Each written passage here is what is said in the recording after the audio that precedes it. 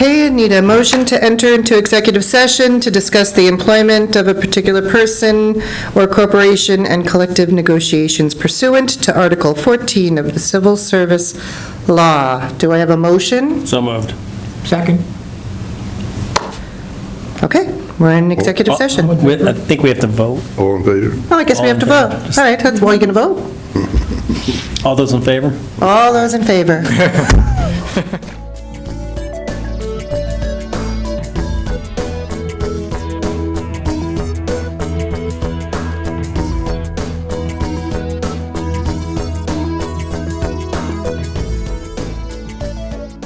Okay, we all set? Okay, we're returning from open session, and can everybody please stand for the pledge?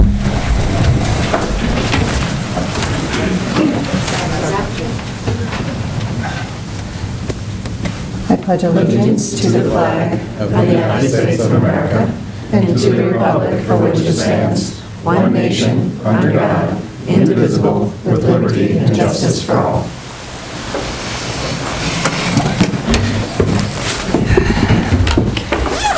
Okay, everybody, the monkey is officially running the zoo tonight.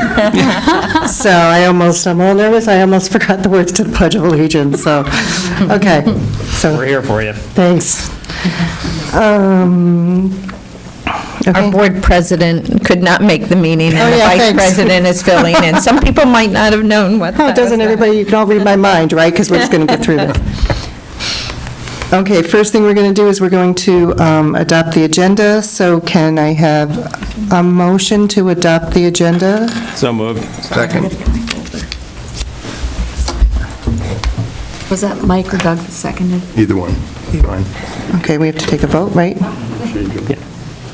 Right, we have to Those take in favor? all those in favor. That's the phrase I can't seem to remember. Opposed? Opposed? Thank you, Perry. You just move your lips. It goes. Yeah, the motion, any discussion? Then, all in favor? Discussion. Alrighty. Okay. We didn't discuss it. Anybody have anything to say? Well, no, that's okay, that's fine. All right, okay.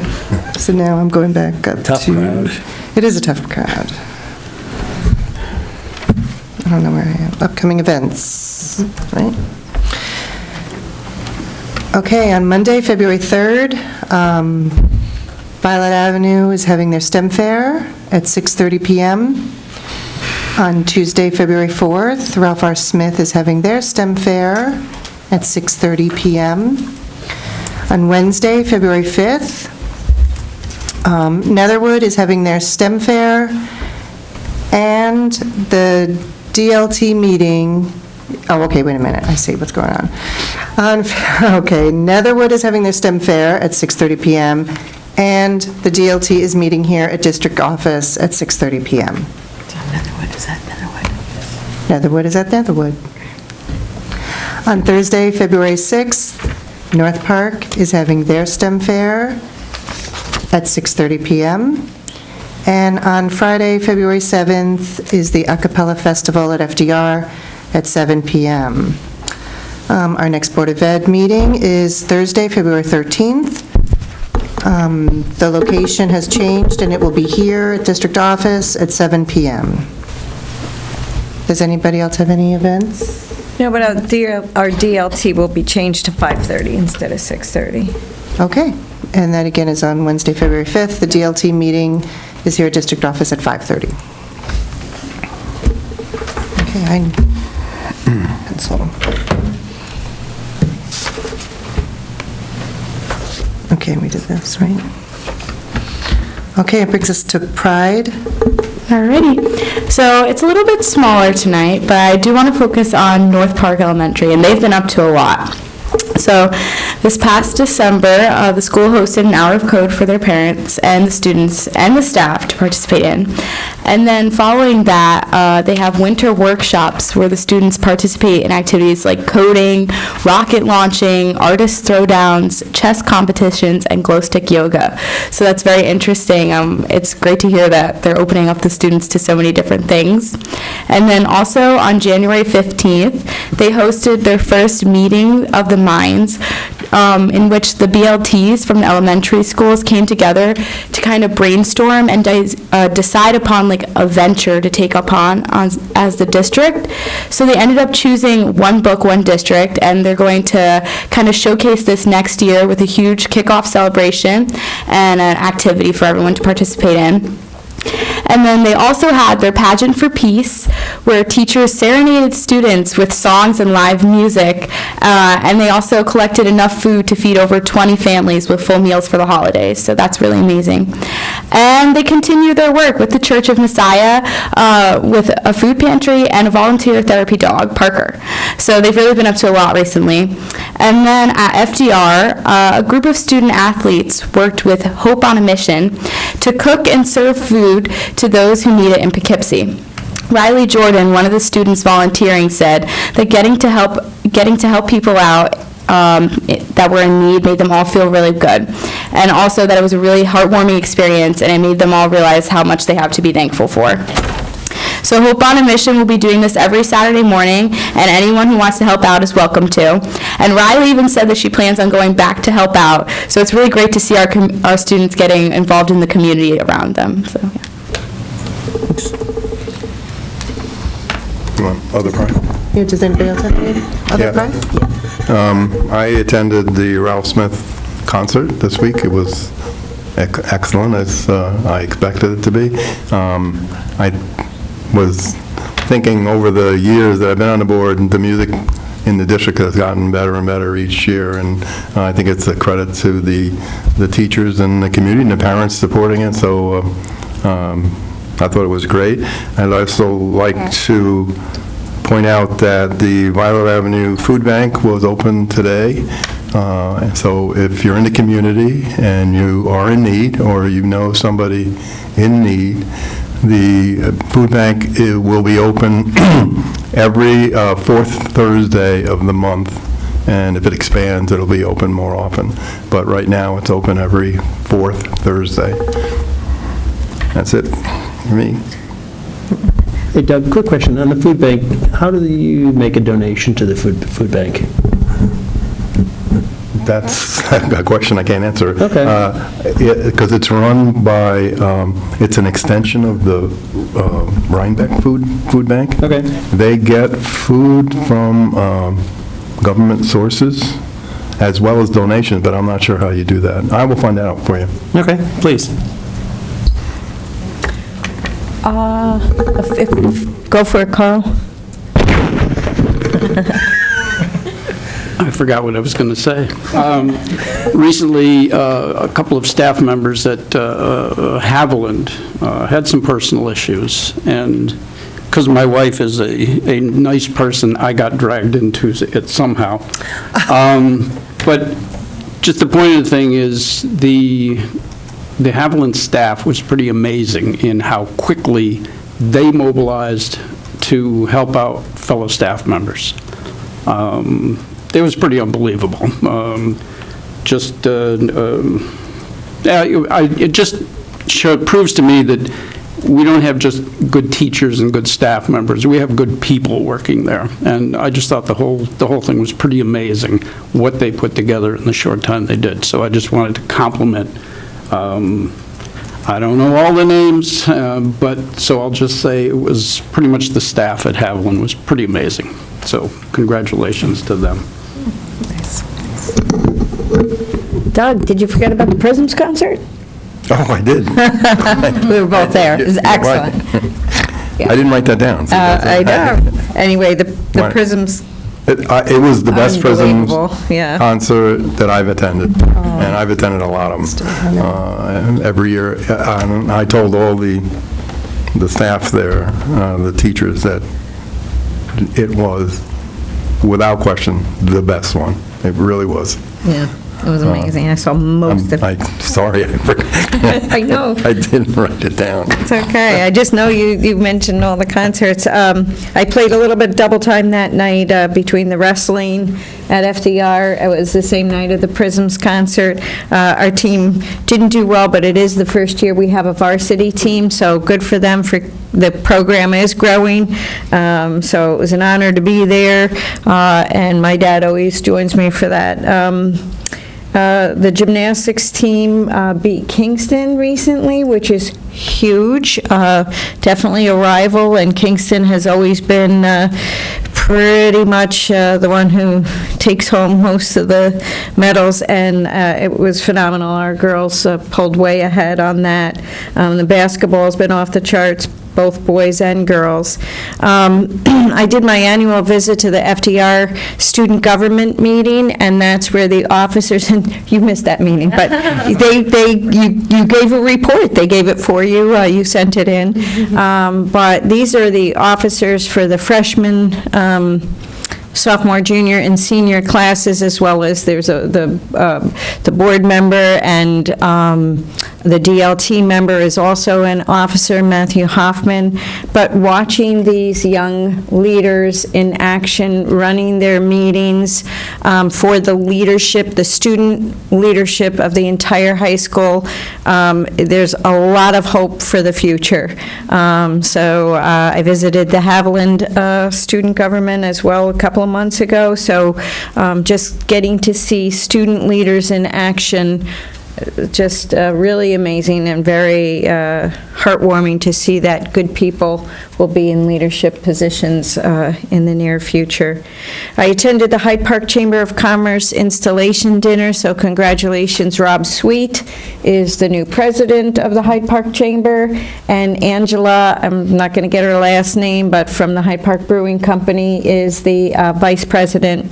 And then they have other officers as well, but I just wanted to give a shout out to the new president and vice president there. We have an official pride tonight, so we would ask our Career in Tech family and our awardee, Alexis, is it Kahada or Kahada? Kahada. Come on up. And I see some family and friends in the audience, so we have a special recognition tonight for the Student of Distinction, and I'll let Mr. Schoen take over from here. Good evening, everyone. Thank you, members of the board. Thank you, Hyde Park, for giving us the opportunity to present our Student of Distinction. As I'm sure you know, several years ago, Dr. Hooley asked us to establish a process for recognizing students of distinction who attend the Duchess Bosse's program, and to remind everyone that when we talk about the Duchess Bosse's community, it is the entire county of Dutchess, and every opportunity we have to be able to stand before a board and members of the community and highlight one of our students is a wonderful opportunity to talk about the fact that we share students. And what we do with Career and Technical Institute is we ask our faculty members to identify a student who is going to exemplify what we're looking for at CTI. And we have our PBIS program called GoPro, Guidance, Optimism, Professionalism, Responsibility, and Opportunity. And that is our standard for asking for nominations. And it is always a very close call. And when I asked for nominations, Alexis Quijada's name came up several times. And Alexis is a student in our computer networking program. Her English teacher, Michael White, and her career teacher, John Jacobs, both nominated her. And neither could be here. They sent me a lot of things to read about her, and I'm going to skip past all of them. And I'll just say very briefly that when you're looking for someone who provides leadership, sometimes you look for the loudest voice. And that was not not the case with Alexis. It was a situation where her leadership that she presents both in class and in the building is a quiet voice. So we have a student organization called Skills USA, and Skills USA is a service organization and also an organization that organizes competition for all the students. And Alexis is vice president of that organization. And in addition to that, in the class has one of the highest averages, is a problem solver, is someone who looks to creative solutions to problems, and in the words of her teacher, will not settle, but will seek to be the very best that she can. And for that reason, we believe she exemplifies what we are looking for in a career and technical education student. So on behalf of CTI, I would like to present to her our certificate of recognition identifying Alexis Quijada of Dutchess Bosse as the student of distinction for her hard work, dedication to studies, and embodiment of positive behavior this January 23rd, 2020. Go Pro. So Alexis, I want to congratulate you, and I told her she'd have to say a few words. She's got a lot of notes there. So I'm going to turn the microphone over to Alexis. And just also to recognize her mom is in the audience, and who else is here? And boyfriend. With flowers. I saw those flowers come And we did, and flowers were being offered earlier on. So Alexis, this is all you now.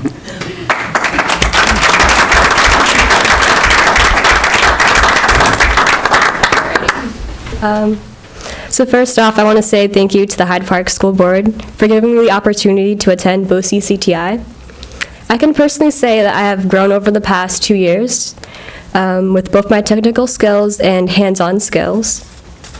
I also want to say thank you to my wonderful teachers who couldn't be here today, but Mr. Jacobs and Mr. White, for encouraging me to go above and beyond and to do what is not expected. Not only did I attend classes for computer hardware and networking, I got involved in an organization called Skills USA, which I am Vice President of Competition, where my role is to organize students for their events. And through this organization, students like myself learn to get out of their comfort zones and excel in their fields. Again, I want to say thank you for the people who gave me the resources and encouragement to enhance in my computer field. Thank you.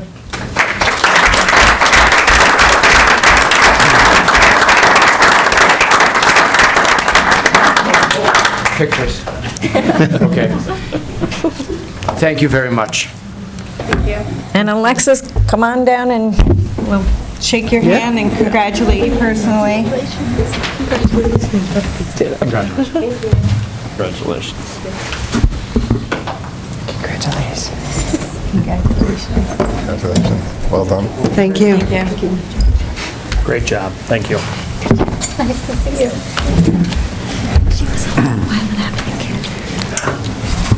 Okay, so that was the bride or your superintendent? Pride. Okay. I just want to say, I mean, I'm a huge Bosse's fan, and it's students like this.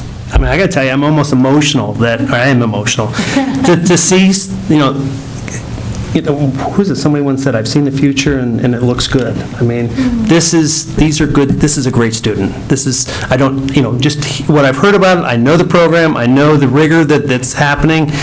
This is what Bosse's is. This is a whole different world than what so many people think of what Bosse's is. This is an education.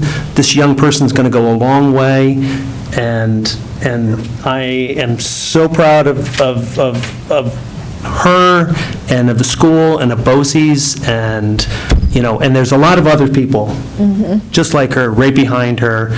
She's forever you need to be an advocate for Bosse's, because this is really, this will have an impact on your life that you probably have no idea yet.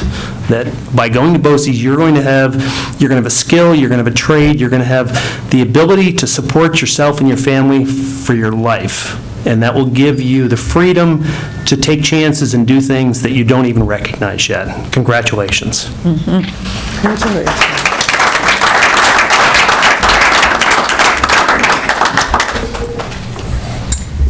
Does anybody else have any pride? I can't, I'd love to hear more. One thing I would mention was, last week I attended a cyber summit at Marist College, and I saw some of the Hyde Park Tech team there, so it was good to see them. It was nice to see Mark Molinaro, and thank you again to Marist College, because this is such an important topic, so it was great to see the Hyde Park team there. Good. Excellent. Okay, next is the superintendent's report. Yeah, nothing then that isn't formally on the agenda already, but I would like to mention the New York Times article that appeared this past Sunday on Hyde Park. It was in the real estate section. It was a wonderful article about why you should think about buying and living in Hyde Park. Just the online version was even better and longer and more in-depth, so if you can get a hold of the online version, it was a really great shout-out to Hyde Park, so. I'd like to add on to that, though. I was a little disappointed that they didn't shine on our schools a little bit more. However, I did see all over social media, on many, many, many different people's sites who, on Facebook and different things where they shared it.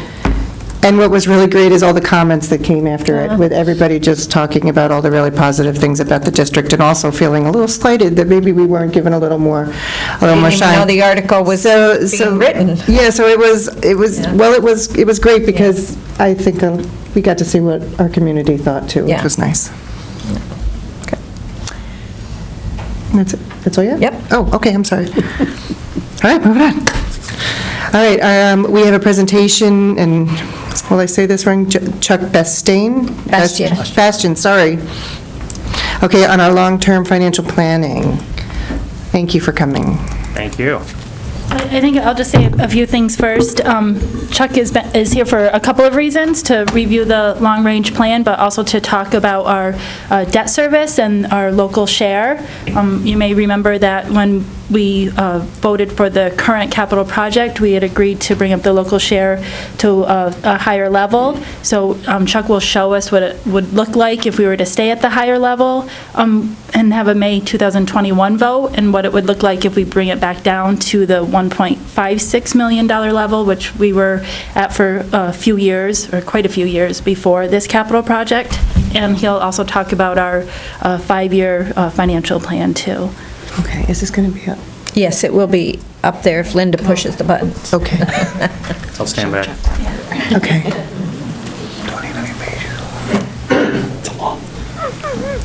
And we welcome Chuck back. It's been a while since you've been to Hyde Park. Jason's usually here, and we were just thrilled to have you come back again. We know it was because Jason was double booked. That's right, he was double booked tonight, thank you. That one too, turn around, okay. So yes, thank you, and there's some familiar faces, so, and I know you've been through some building projects before, so we'll talk a little bit about that at the beginning of the report. And I think you've seen the report in past iterations with Jason, so just a different speaker, but we'll go through the numbers, and pause me if I'm going too fast, or if I'm going too slow, speed me up.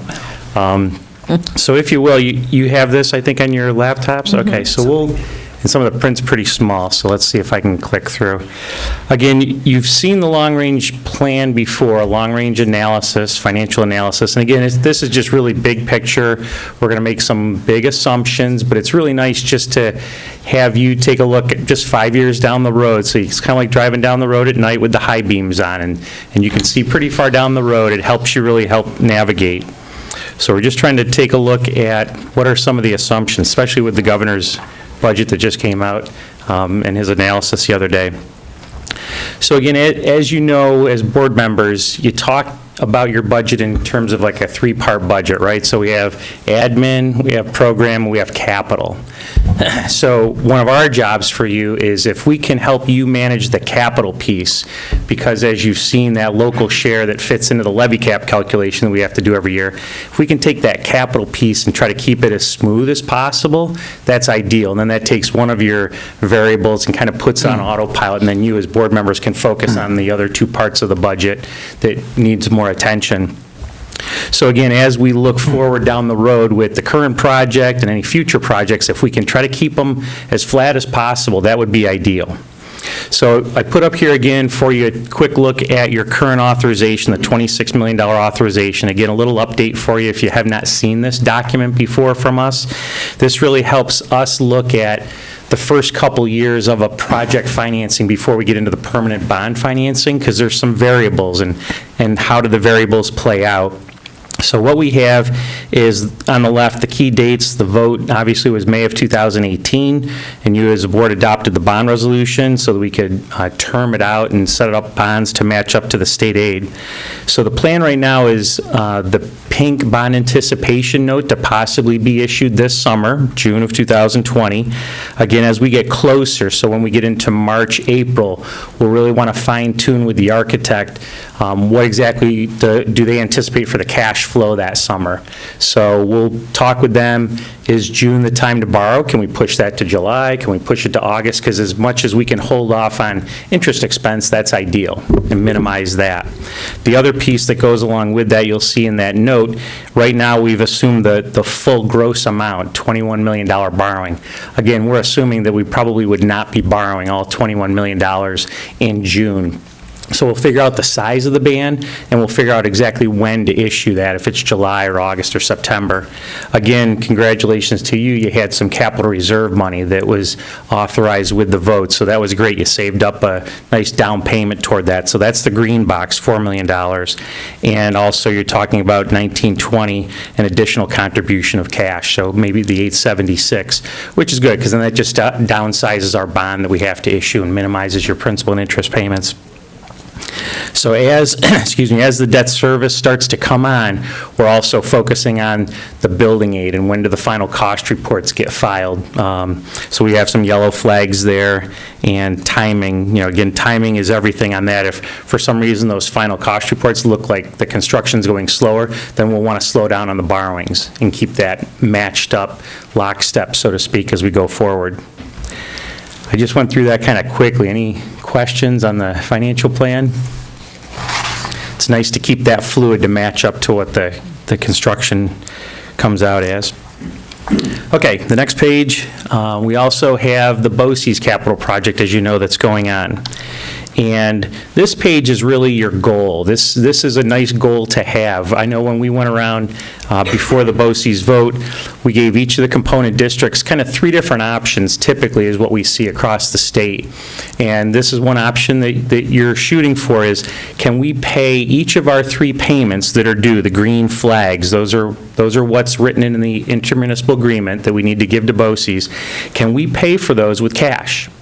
That's a great thing. If you have some funds available each year, just pay it cash, and you get your aid back in the purple flags that same year in the corresponding amount. If not, if we don't have the cash, we could drop back a little bit and do bands. We could do borrowings and get the aid back on those. If we want to drop back further, we could do some bands and then turn it into a long-term bond. So we've got a couple different options that we had, back before the voter referendum, but they're still open to you because we had the intermunicipal agreement all signed. So again, this is the aggressive approach, but it's a great way because it gets you done and gets you paid off if we can fit it into the budget. So you'll see this in the analysis later tonight. Any questions on that? I don't know about the question, and it may not be the right time to do it yet, but I understand that there's new legislation that's going to allow this funding to go outside of the tax cap. Right, it'll be part of the exclusion. Part of the exclusion. Right, yeah. now it's been on the books for a while, it just had not come out with the technical ability and the details of how to do it from the Division of Finance from the state. Now that we have that, there's many, many questions. Because in this case, this could swing our tax cap quite a bit from year 1 to year 2. So we're going to be working with Linda over the next couple weeks with as this information comes out and the clarity comes out.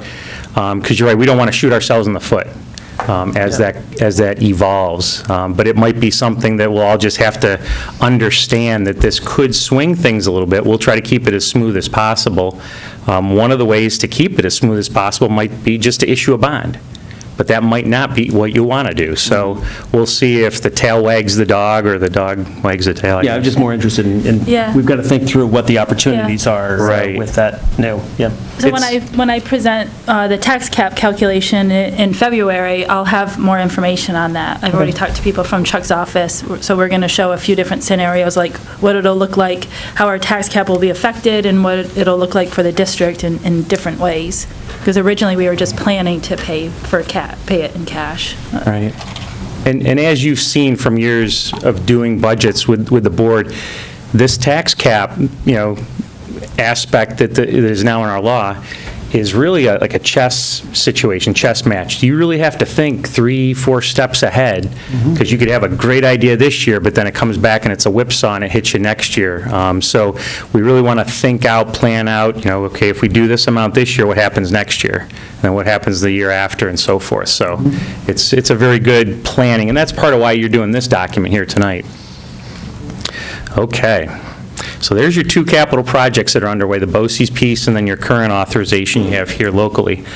So when we add, and again, the print's very small, but if what you're really trying to manage here are the buildings, which is our left set of boxes, and the buses, because those are your capital exclusions, your purchases. So your building bond debt has a local share in column E. You're trying to manage that. Also with your bus purchases each year. That's a capital expense. How do we manage that to get a combination in column I? So again, really, this is more or less that capital exclusion, and if we can keep it consistent, roughly consistent from year to year, that would be ideal, because that would take essentially one headache off your plate every year as you're doing your budget. So how do we manage column I? This year, current year, just above the yellow line, 1920, you're around $1,856,000. So the question that you're going to want to work through here as a board over the next few weeks doing your budget is, what do we go with next year, 1920, the yellow row?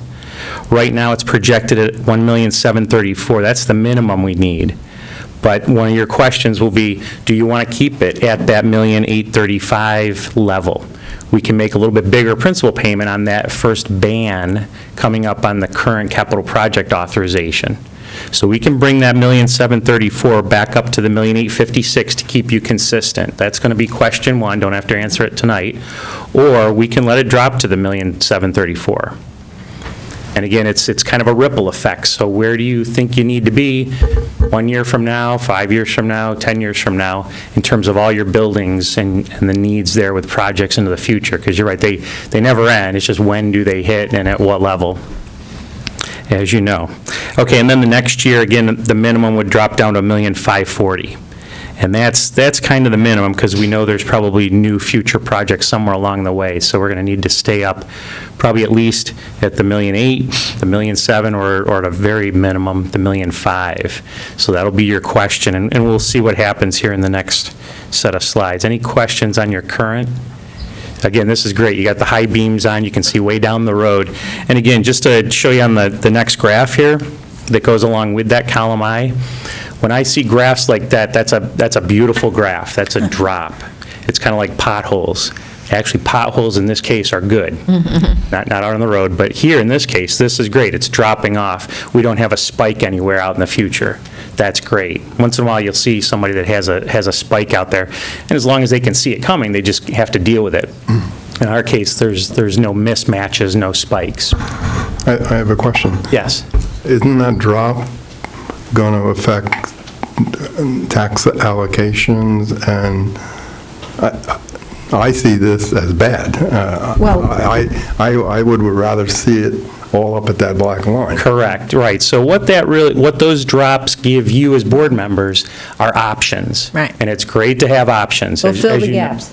Right, right. So you want to fill in the pothole. And we know you have needs. Every district has needs on buildings into the future. So how and when do we start to fill those in? And again, we'll need a voter referendum, but how do you as board members take that to the public? Design a project, can it fit? Is there an overlap, or is there a gap?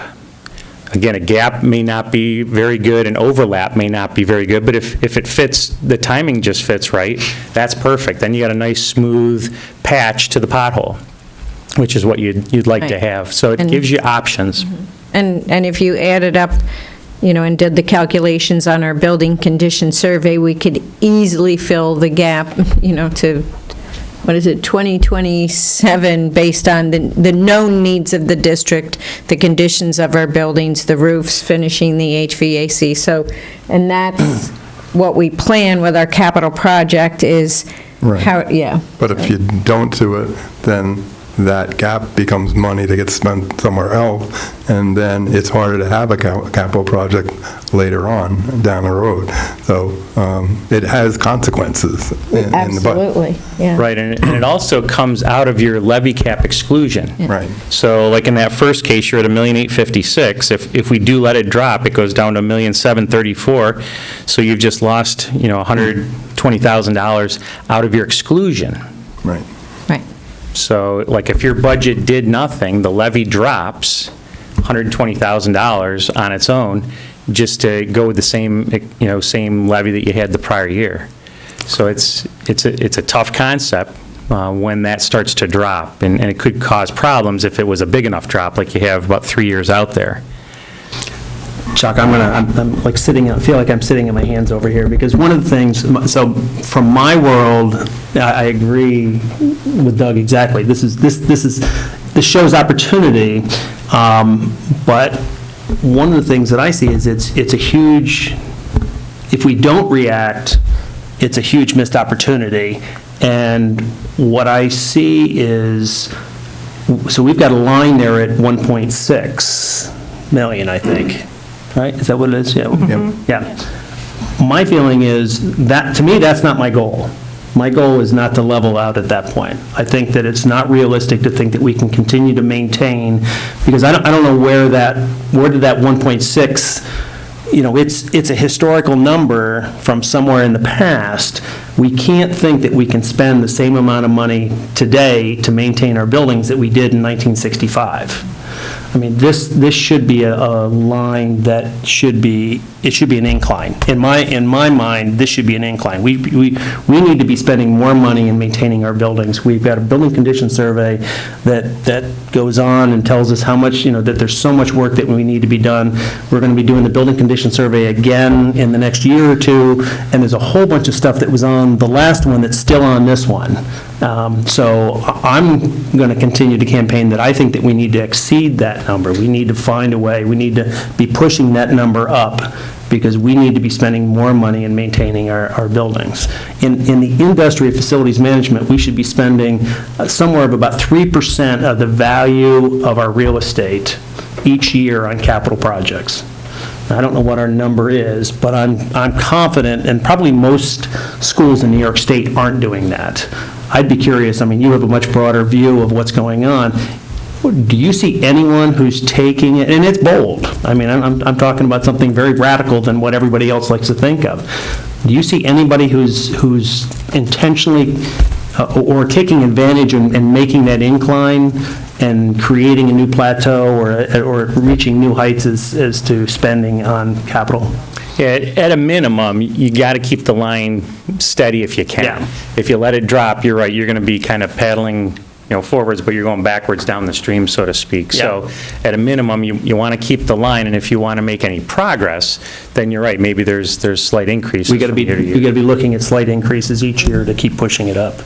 Yeah. Right, so I think this is kind of a calculus thing from back in the days when we did calculus, but the area underneath that line, where those bars are below that line, so that could be, and we'll talk about that could be new local share, depending on the size of the project. So the question is, where do you guys want that line to be? Do you want it to be up at the $1.8 million, at the $1.7 million, at the $1.5 million, at the $1.6 million? And you're right, if the area under that line now is not enough to sustain, and you're kind of paddling but going backwards, then you'll have to find out where that line needs to be.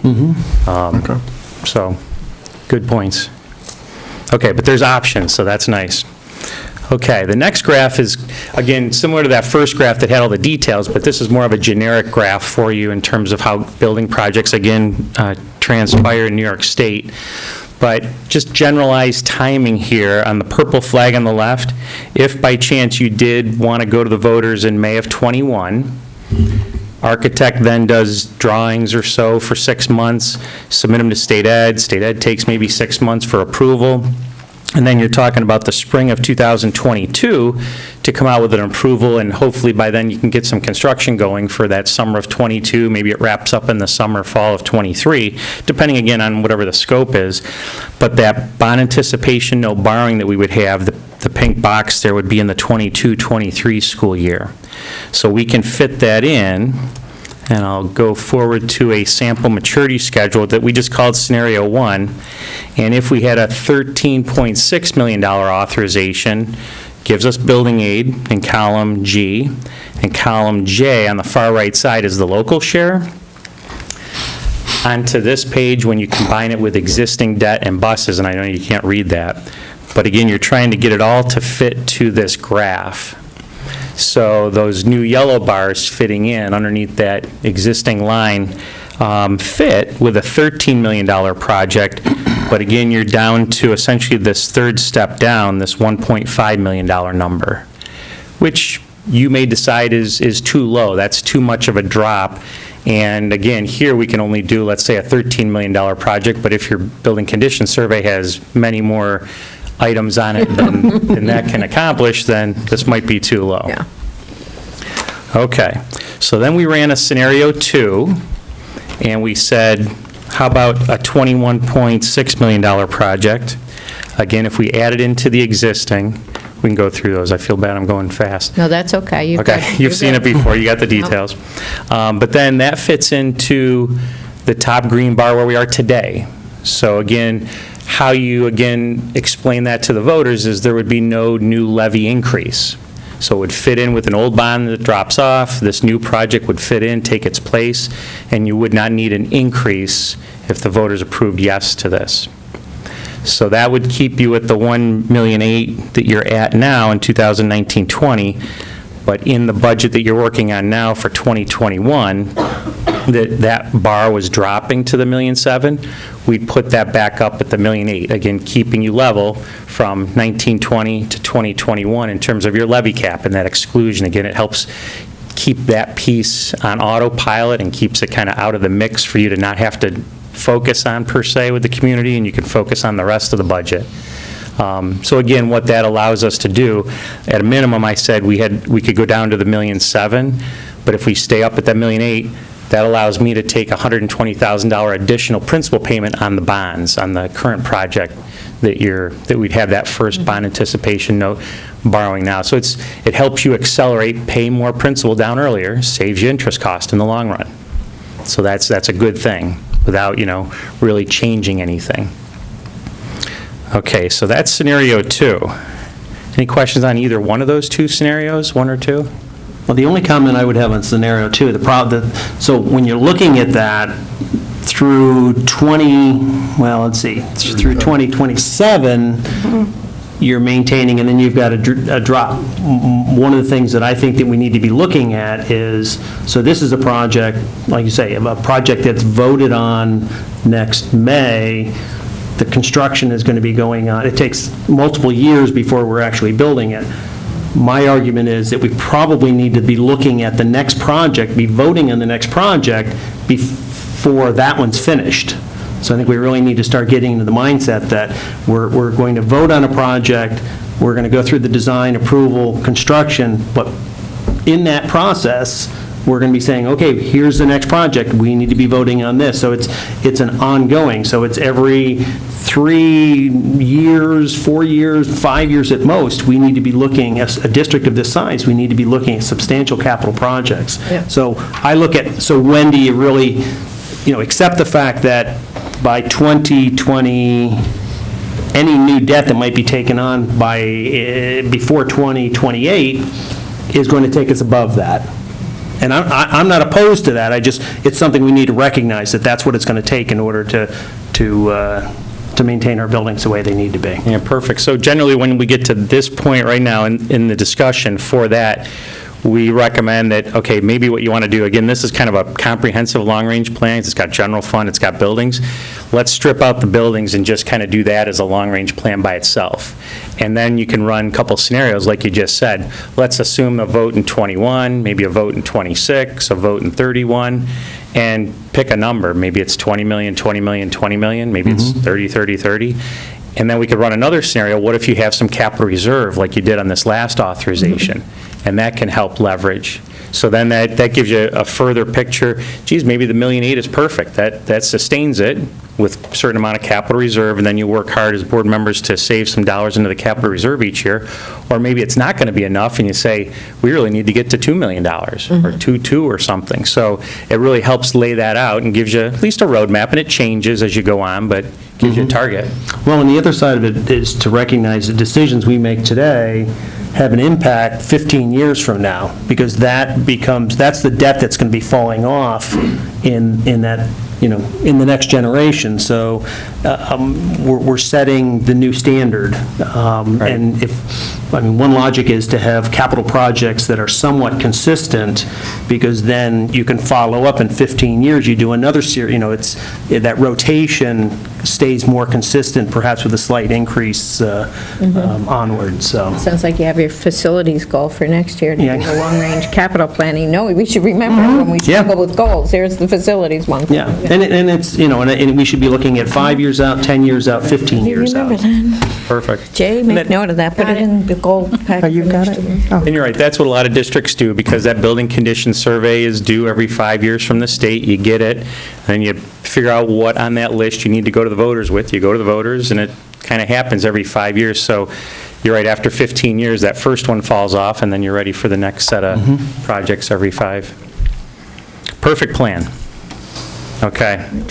The next couple pages, Jason just wanted me to make sure I put in your document, again, more of a definition on fund balance, just in case, again, the state changed some of these terms a few years back, so we all had to get used to these new terms that they were using. So, again, restricted is more or less your reserves, like your capital reserve and the TRS reserve you set up. Non-spendable is another category of fund balance. Your auditors might have already gone through this with you last fall. Committed, and then on the next page, assigned, which is really your appropriated fund balance, and then the unassigned is really the unappropriated. So I keep using the old school words that we had back from before. All right, so those definitions are in there. Here's again a page, again, print's very small, sorry about that, but it gives you kind of over the last 3 years what all your fund balances and the levels were. So that's good, so you can see that kind of side by side each of those years. We did highlight the capital reserve line, again, up top, just to make sure that everybody sees. A few years ago, it was $7 million, $7.1 million, and then it dropped to $3.2 million. So again, that's not anything bad. It's not like you're burning reserves. That was purposely done on that last $26 million vote. So that's okay, and that explains that. You see that. The other thing I noticed here, too, a couple lines down there in the top part where these reserves are, is you set up the TRS reserve. So that was a new one that was allowed by law, and you did fund that with $400,000. So that's good. That's good seed money, just like we have with the employee reserve and employee retirement reserve. So that's good to set those up and keep those funded as you go along. But other than that, not really any major changes or anything to notice there. Again, if you go down to the bottom, again, in 17, you'll see your reserves. Total fund balance was about $19.9 million, went up to $22 million last year, so that was a $2 million increase. And then going to 2019, it goes from $22 million down to $21, but again, you used $4 million. So really, again, you generated $3 million, you used $4 as a one-shot toward the capital project, so it looks like you went down technically by $1 million. But again, I see a positive trend there, plus $2 million, plus $3 million, so keep up the good work as you go through each of your budget years. And then also, again, you just notice toward the bottom, section D on the right side, in column 2019, you had $3,465,000 for your appropriated fund balance. And that's how you set up your budget every year, is you appropriate some dollars there to help you balance the budget, and then work hard during the year to gain more revenues and underspend on expenses. Any questions there? Okay, again, print's very small. Here's our first scenario one.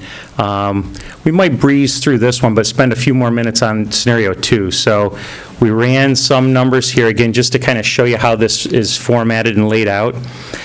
This page here just shows really your major state aid categories that you have. And I know the governor's proposal just came out, and he's proposing to collapse some aid categories all into foundation aid. That might send a big shockwave through the schools, which gives us less clarity, maybe less transparency, I guess, from the state. Maybe that's what he wants, is to kind of squish things together. But anyway, we're leaving it as it is now until state legislature actually adopts something. So in the top line, foundation aid, you'll see just going forward, what assumption did we use here? And we use this in both scenarios, is we said, let's assume your foundation aid just goes up by $200,000 a year. Hopefully that's a conservative number. It looks like on paper right now what the governor just came out with for you with their runs might be about $1 million. Yeah. Yeah, so that makes my number look very small, which is good. He's on the high side, so keep that going in that right direction. Maybe the legislature would come up with more, so I'm very conservative there. The first tan row, again, let me just highlight that and break that out. So for the BOCES capital project, you'll see in the 1920 year, $188,000. That's that aid back on that first payment that we gave BOCES last July. And then next year, 2021, you'll see $755,000, and then in 21-22, about $600,000. So those are the three aid pieces coming back in the same year that you made those three cash payments to BOCES, and you're done. So we're going to assume that for now, and that's great. And you can always go to the fallback position if we wanted to and bond it. But if we can maintain this, great, do it. As long as it doesn't goof us up with the new levy cap exclusions and shoot us in the foot or anything. So that's showing up there. Again, down below in the other tan rows, again, you'll see another building aid dash proposed. So again, this is assuming the scenario one building project of $13 million. So building aid is generated if that project is successful. Okay. Oops, and again, you may have seen these pages when Jason gave these reports in the past. So here's really kind of, we now get into long-range planning. So here's general fund. We broke out just the reserve categories by themselves. The first column, 2019, there's your actuals, so you have a nice measuring stick. We have our expectations or our targets for 2020 in the blue column. And then we've got 5 years of projections. So we've got some percentages on the left and just kind of running the numbers off to the right. So we'll see how things shake out as we go through the year. You'll see up toward the top, again, the percentages here, 1.7, 1.6, 1.9, 2.0, 2.0. That's the levy, increases in the levy. And again, that's based on our levy cap page that Jason has here, and a couple more pages, a lot of detail there. I think those are the main pieces there on the revenue page. Okay. On the expense page, again, getting smaller, you'll see up top, we put the BOCES capital project expense there. So in the blue column, there's the $392,000 first payment, then $1,569,000, $1,246,000, and then it stops. It's done. So again, we wanted to capture that, assuming that we wanted to pay cash, get that done. So we wanted to highlight that, kind of break it out as its own separate line so you could see it. Down toward the bottom, you'll see in the debt service categories, we have buildings existing and then the buildings proposed. So again, that proposed is the scenario one where there would be a $13 million project. So the debt service starts on that out in that 22-23 school year and continues on.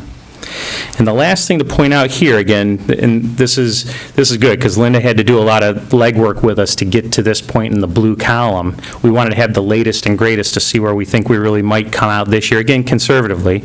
But down toward the bottom, we have an interfund transfer H capital, $1,992,000. And again, that's a big number, but that's a one-shot. And there's actually two pieces that you're doing there, $1.1 million for a cash project, Yeah. and about $800,000 that transfer to the current $26 million project. Again, is a bigger down payment, principal payment, less bonding that you have to do. So you're using some of your fund balance, use it, we're showing it here as an expense, and it's a one-shot, and then you'll see those future years, we're just assuming maybe $100,000 a year. So something very nominal. Any questions on those two pages, revenues, expenses? I just want to say the $1 million transfer was for the tech project at FDR. It's the project that we're doing at the same time as the HVAC work. So even though that'll be done later on, it was a part of the budget that was voted in May 2019, and we've transferred the money over already. And that'll generate building aid for you, too. So that's a good thing. Okay, then we summarize to this third page for our fund balance page. And again, just the items to point out here in the blue column toward the top, you'll see revenues and expenses, and we have a red $744,000 number. So just on paper now, if all the revenues still come in this year as expected and the expenses still come in as expected, then we're essentially going to use 744 of fund balance. So that's okay. That's not a bad thing. You have plenty of fund balance to cover that. But obviously, this is only January now, so you still have time to keep working through the year, see if those expenses really do come in at those levels. Maybe we're a little conservative and we're a little high on those, and maybe you'll end up breaking even this year. Again, you use some fund balance to make those down payments, so those are just nice one-shots. Those were appropriate one-shots. And then what this is really trying to show, again, with this scenario 1, going off to the right, at the bottom with your total fund balance, again, you ended 2019 on the left with $21 million. This year, maybe $20.5 million. And then, again, as you build each of these budgets into the future, up top, you'll see a red number. So $2.5 million red, so you're in the hole, so to speak. You're appropriating fund balance to build that budget. And then $3.7 million, $4.8 million, $6.5 million. So that's something that you can kind of quantify with those assumptions that we have there for the revenues and the expenses, and then you'll see how that uses fund balance through the years. We're down to $18 million, $14 million, 9.4, 2.9, and then we start to go into the red, but it's 5 years from now as opposed to 1 or 2 years from now. Some districts we see, they don't have very much fund balance, and they don't have much time to react and plan for it. So again, you've done very well these last 2 years. You generated $2 million, you generated $3 million. So that's the positive side of things. Here now with these conservative assumptions going forward, because they're budgets, it shows that we would use some. And as you know, that's how you have to build your budget every year, that you plan to use some, and then you work hard during the year to get more revenues and less expenses to see if you can break even or maybe generate a little bit of fund balance. If you have the fund balance, put it into your reserves like you've done. So this is okay. This is a very good-looking page. Gives you time to plan and be ready for it, just like you've been doing through the years. Questions on scenario 1? Well, it looks grim. It's I mean, manageable. really grim. Yeah, okay. And I guess I need some, well, I won't be on the board, but the board needs some educating on how to make that not happen, because that's not a good, I don't like that progression going to the right. Right, so even as you adopted like this year's budget, 1920, you as a board appropriated $3.5 million. Right. So that's how you built this year's budget. And as you've gone through the year, and you've actually made some one-shot expenses, which was good, even with those, you're not going to use $3.5 million. You're only using $700,000, $744,000. So you've done a good job during your year. You estimate your revenues conservatively and expenses on the high side. Bring your expenses in lower, and hopefully the revenues come in a bit higher. And then that's just how you manage each year. You're right, it's hard to do 5-year projections, because 5 years from now it's tough to see, but this is good, because at least it gives you a planning document in terms of the what-ifs, right? I think one of the things it shows is the fact that the reserves, I mean, people look at our reserve funds and say, oh, look at all the money that that the school district's, socking away there. It really isn't. This is Right. what we need in order to continue to work. I mean, Correct. this is. That's why this yeah. looks so great. Well, but so the point is, if we don't react, that's what happens. So the point is that every year as we're building budgets, and so the budget is a road work, or is a roadway. That's, it's the map that gets us to where we want, where we think we want to be. What we're always trying to do, the challenge is to do better than the budget, and that's what gives us money in order to change that. That's part of what, that's the biggest impact, or one of the biggest points that can actually change that, because we're limited as to how much revenue we can create. So it's really a matter of controlling those expenses through the year and taking advantage of whatever unplanned revenue that we might have along the way. But it also means making some hard choices about. It means you need to always have to tighten do your that. belt every opportunity you have. Right. So making decisions, so we're always looking at having to make decisions, and they aren't necessarily the decisions that we want to make. I mean, they're not, we'd like to do all those wonderful things, but there's a reality to it that we can't, because here's what happens if we don't react. Yeah, no, I mean, you're exactly right. I mean, and that's why we need to be looking at it long-term, without rosy glasses. This is what it is, and it's our responsibility to make sure that we don't hit it just the way that it's shown. It's not going in the, Yeah. I mean, this is the beauty of the 2% tax cap. Right. Exactly. So this is our second long-range plan.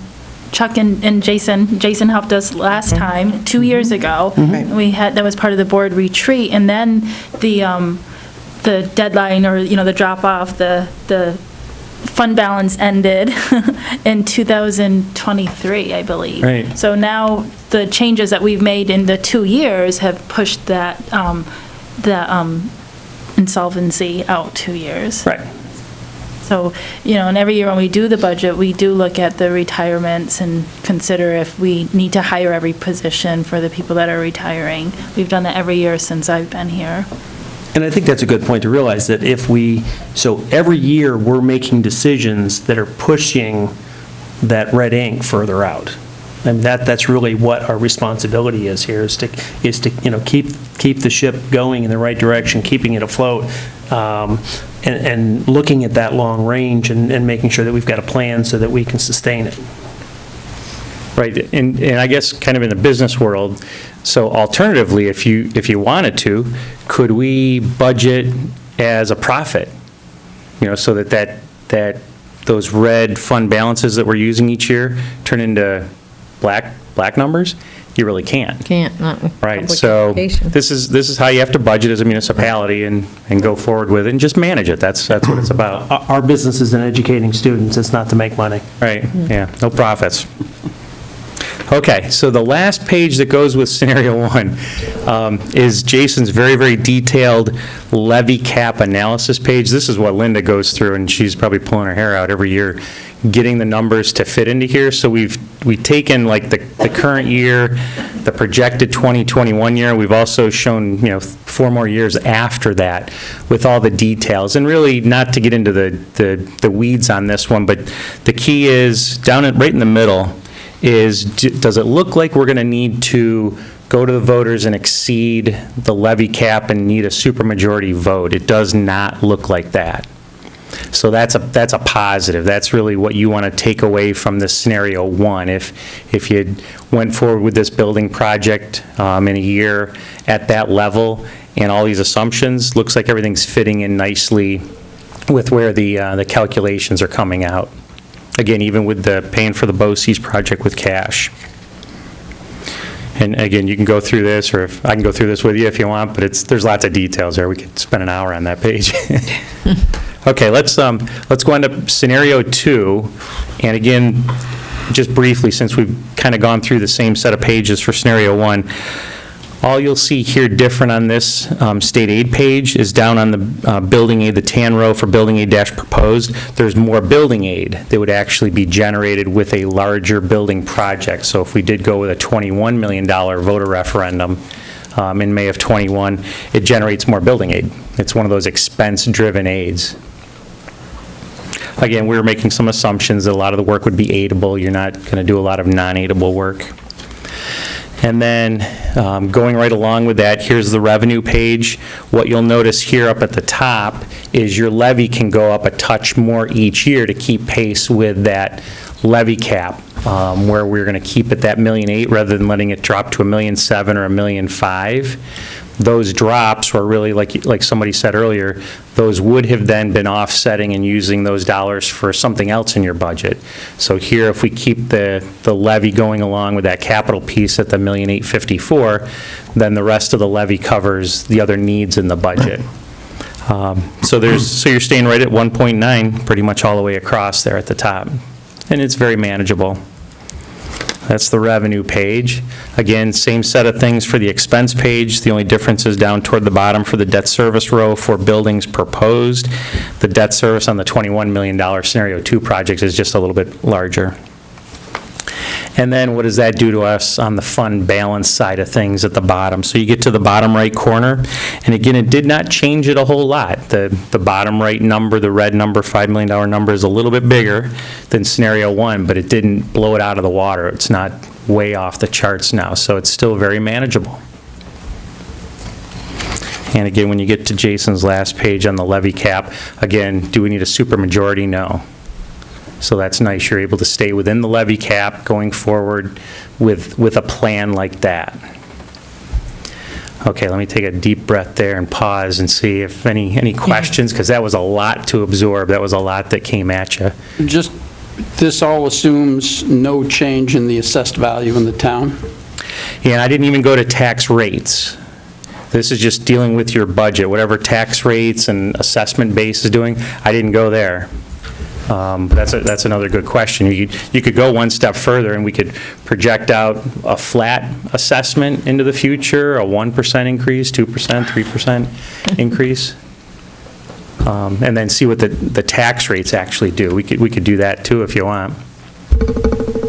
Well, I don't think we need to do that, but this just assumes there's no change in that. If that increases, then your rates would go down, right? So the way to think of that is more favorable to us. You're right. So you've got a levy and you got a tax base. So let's say your tax base goes up 2% one year and your levy goes up 2%, your rate stays the same, right? Your assessed value tax rate. But if the assessments go up 2% and the levy goes up 1%, your rate drops. Right. If the levy goes up 3%, but the assessment only went up 2%, then your rate increases. So you're right. If we want to see some assumptions, we could see what's going on there. For a lot of districts that have like a growing tax base, then you're right. A lot of times you see the rate can kind of stay the same, and it gives you a little bit more levy each year. That's nice. We haven't had that yet. And we have some projects too. I don't know if Jason talked to you about this, Chuck. We have some projects that we know we have pilots for, but we don't know when the pilots will start, so we didn't include that information in here. So there's the Bellafield project and Hudson Heritage. the Sake Brewery. So we haven't included that. That'll affect the tax cap, but eventually too, then we'll be collecting tax revenues from those. Yeah, and be properties. careful of that. I mean, try to learn that a little bit as board members, how pilots affect that levy cap calculation page. I was working with a district yesterday in the southern tier that they had a pilot that was $300,000 that's going down to $200,000. So just a $100,000 drop in their pilot payment. But as that comes off in levy cap, that, if you wanted to keep everything else the same, ate $100,000 into their capital exclusion. So their capital exclusion, again, if the board wants to keep everything the same, capital exclusion came down $100,000 to kind of offset what they just lost on the pilot. So watch those with the teeter-totter, I guess, and the give and take on that. So if they're just kind of consistent one year to the next, that's great. Hopefully they are. But if they start swinging around on you, again, try to get the high beams on and see what the future holds on those, and then how do you manage that? And does the capital exclusion take the hit or the benefit, because maybe it's going up or down in one year? Or do you do something else? Do you just let the levy make the change on it? So that's another whole component for districts that have changes going on in the pilots. We're definitely going to have changes in pilots.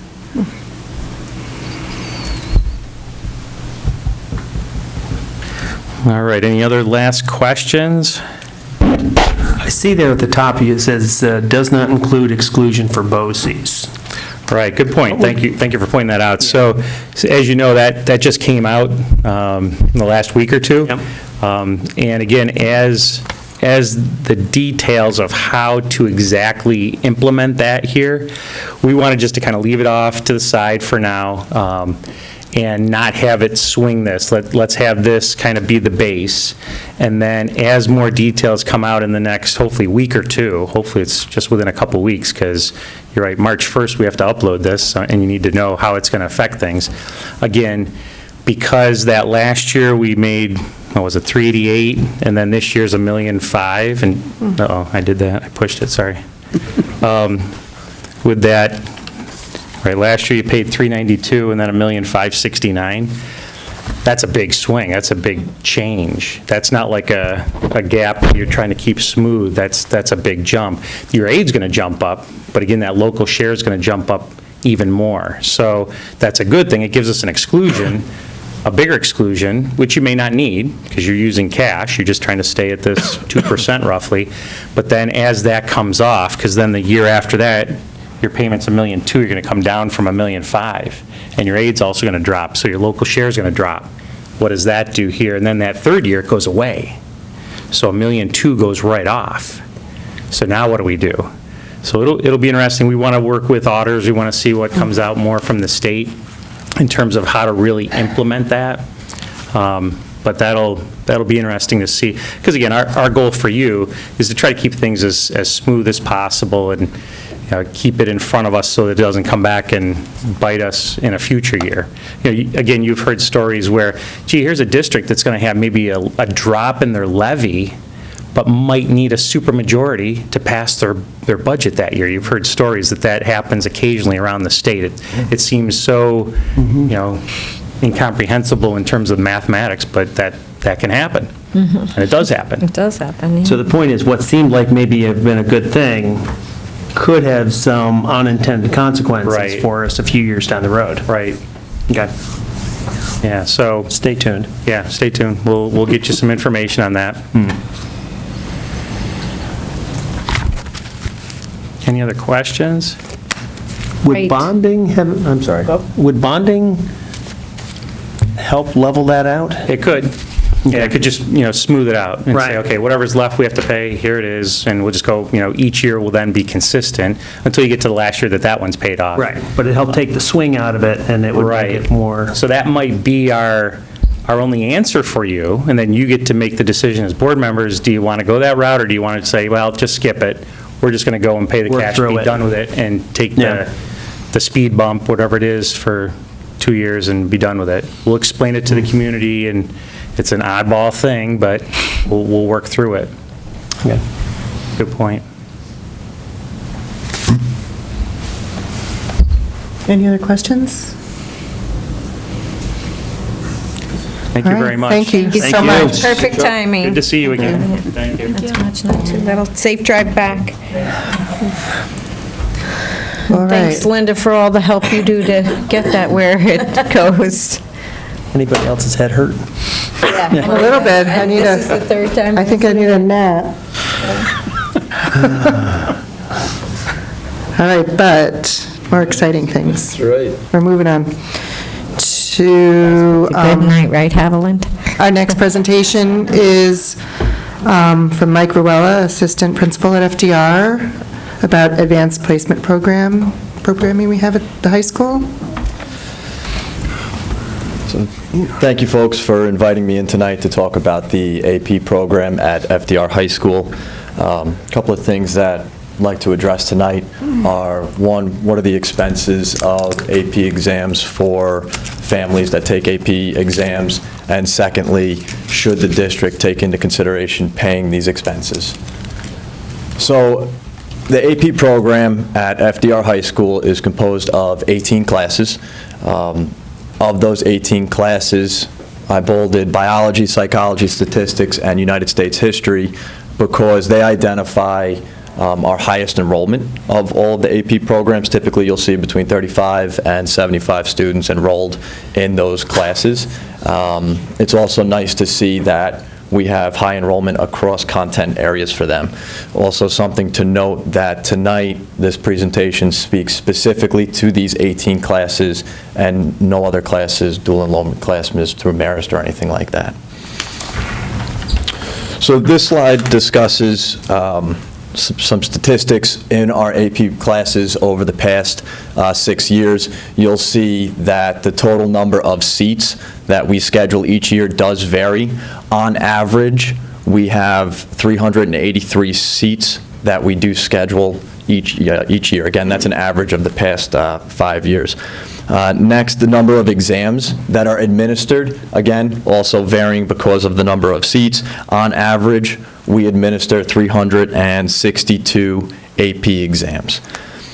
Exams that are not administered, and we'll get into the reasons why they're not administered shortly, that averages out to approximately 27 exams a year. So that's 27 tests not being taken by students, 27 opportunities not being taken.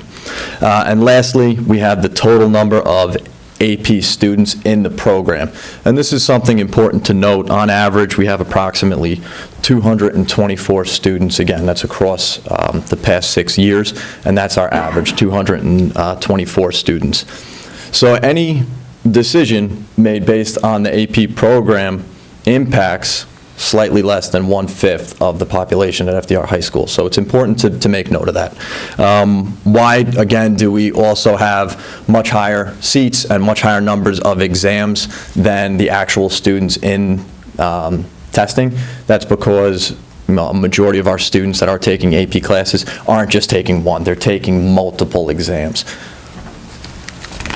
Our next slide takes in, oh, and it got cut up, a little formatting issue there, takes into consideration the information from the prior slide, but also it does take into consideration the total cost that is billed out, and then the total payment that actually has to be paid at the end of the year.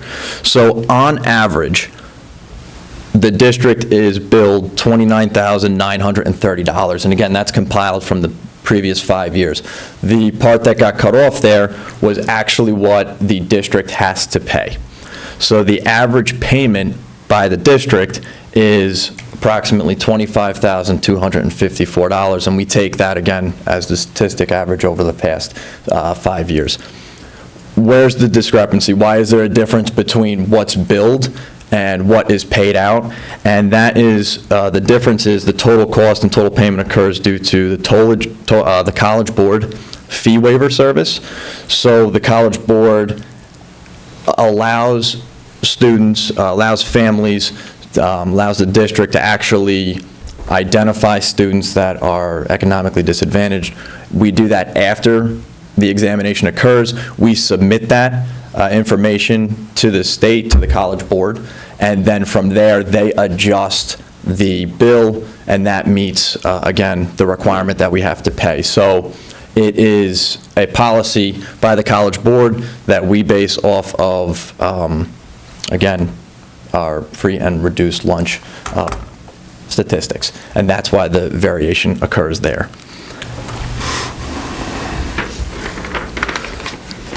Our next slide talks about a summary of performances over the past 5 years. Again, it identifies total number of seats, total number of exams, and then it identifies the total number of students that are scoring 3 or better. Now, the significance of a 3 is pretty big in terms of the College Board, in terms of colleges and universities accepting that exam, accepting possible credit for when those students go into their universities or they're applying to college. That's roughly 54% of our students taking AP exams that score 3 or better. Keep in mind that we do have an open enrollment program. So that means that students that, are freshmen, sophomores, they have the option to go in and take AP classes. So again, 54% of our students sitting for the exams are scoring 3 or better. And the significance of the 3 or better is the idea that when you apply to college, typically colleges are looking for a 3, 4, or 5, but again, that varies based upon the institution. Something to note, again, if the board takes into consideration that the district will pay for AP exams, then this could be because, again, the fluctuation in the numbers, it's difficult to identify exactly what it will be from year to year, so there will be a slight fluctuation. Any additional funds saved for this could be placed in an area of professional development, I believe, for AP teachers, try and promote and improve that 54% and get it up a little higher. So, common reasons for students not testing. The first one is what we hear mostly is financial strain. And this actually got added a little bit this year, actually quite a bit this year. So the College Board changed the timeline for paying for exams. It used to be, used to start collecting payments around February, March. They've actually bumped it up now where we have to collect and submit our payments by November 15th. At the same time, for us, that's also when families are paying for, like the Marist dual enrollment program.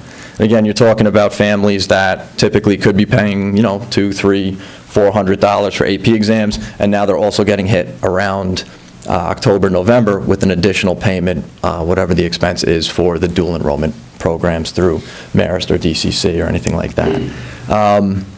The second component in terms of financial strain that the College Board has now implemented is if a student doesn't pay or if a family doesn't pay prior to November 15th and then they choose to take the exam, they're hit with an additional $40 exam fee. So now, between November 15th and March 13th, any individual that wants to take an AP exam that didn't pay prior to November 15th has to pay the $94 for the exam and then additional $40 exam fee for a late registration. The third component is if a student then withdraws from an AP class and they choose not to take the AP exam, they withdraw from the class between November 15th and March 13th, then the $94 is taken off of the bill by the College Board, but they add a $40 cancellation fee. And lastly, if a student chooses to not take the exam, then the exam is ordered, it's $94 that the family pays, but then an additional fee, again, by the College Board is added on of $40 for them sending and us not using the exam and having to send the exam back to them. So again, three or four components of the financial strain. It's the time frame in which the College Board's implemented for us having to pay, and then it's additional fees for if folks don't make a decision in a timely fashion based, again, on the College Board. The second component for students not testing is uncertainty about college credit.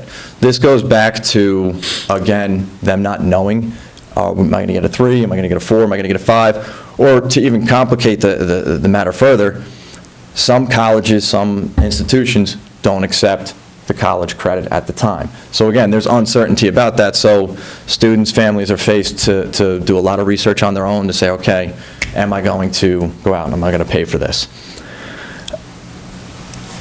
The last component that we get and we hear a lot about is test anxiety. Students will come in and they'll say, I don't feel like taking the test. I don't want to have to sit through, another assessment. So if, again, the district decides to take on the responsibility of, allocating funds to pay for AP exams, then there would be some additional proposal. So all students enrolled in an AP course then would be required to sit for the AP exam for that course. And again, that's because the district would be paying for that exam. If a student does not sit for the exam, then they will have the course weight adjusted to the honors level. So AP classes are weighted at 1.06. Honors classes are weighted at 1.04. Regents classes are weighted at 1.02. And then non-Regents exams are weighted at 1.00. So how would we implement this process? First, students are going to come in and they're going to speak with their guidance counselors about scheduling. Again, if we choose to move forward with this, or if the board chooses to move forward with this, the first discussion would be with their guidance counselors. Students interested in taking an AP exam, the guidance counselor would identify that you're going to be required to sit for the exam. And if you don't sit for the exam, then the AP weighting will go from 1.06 to 1.04. If the student elects to move forward with taking it, then we'll have a letter addressed to the family identifying that, okay, you're making this commitment, the district is making this commitment to purchasing that exam. The expectation is that you sit for it and that the weighting will, again, remain at 1.06.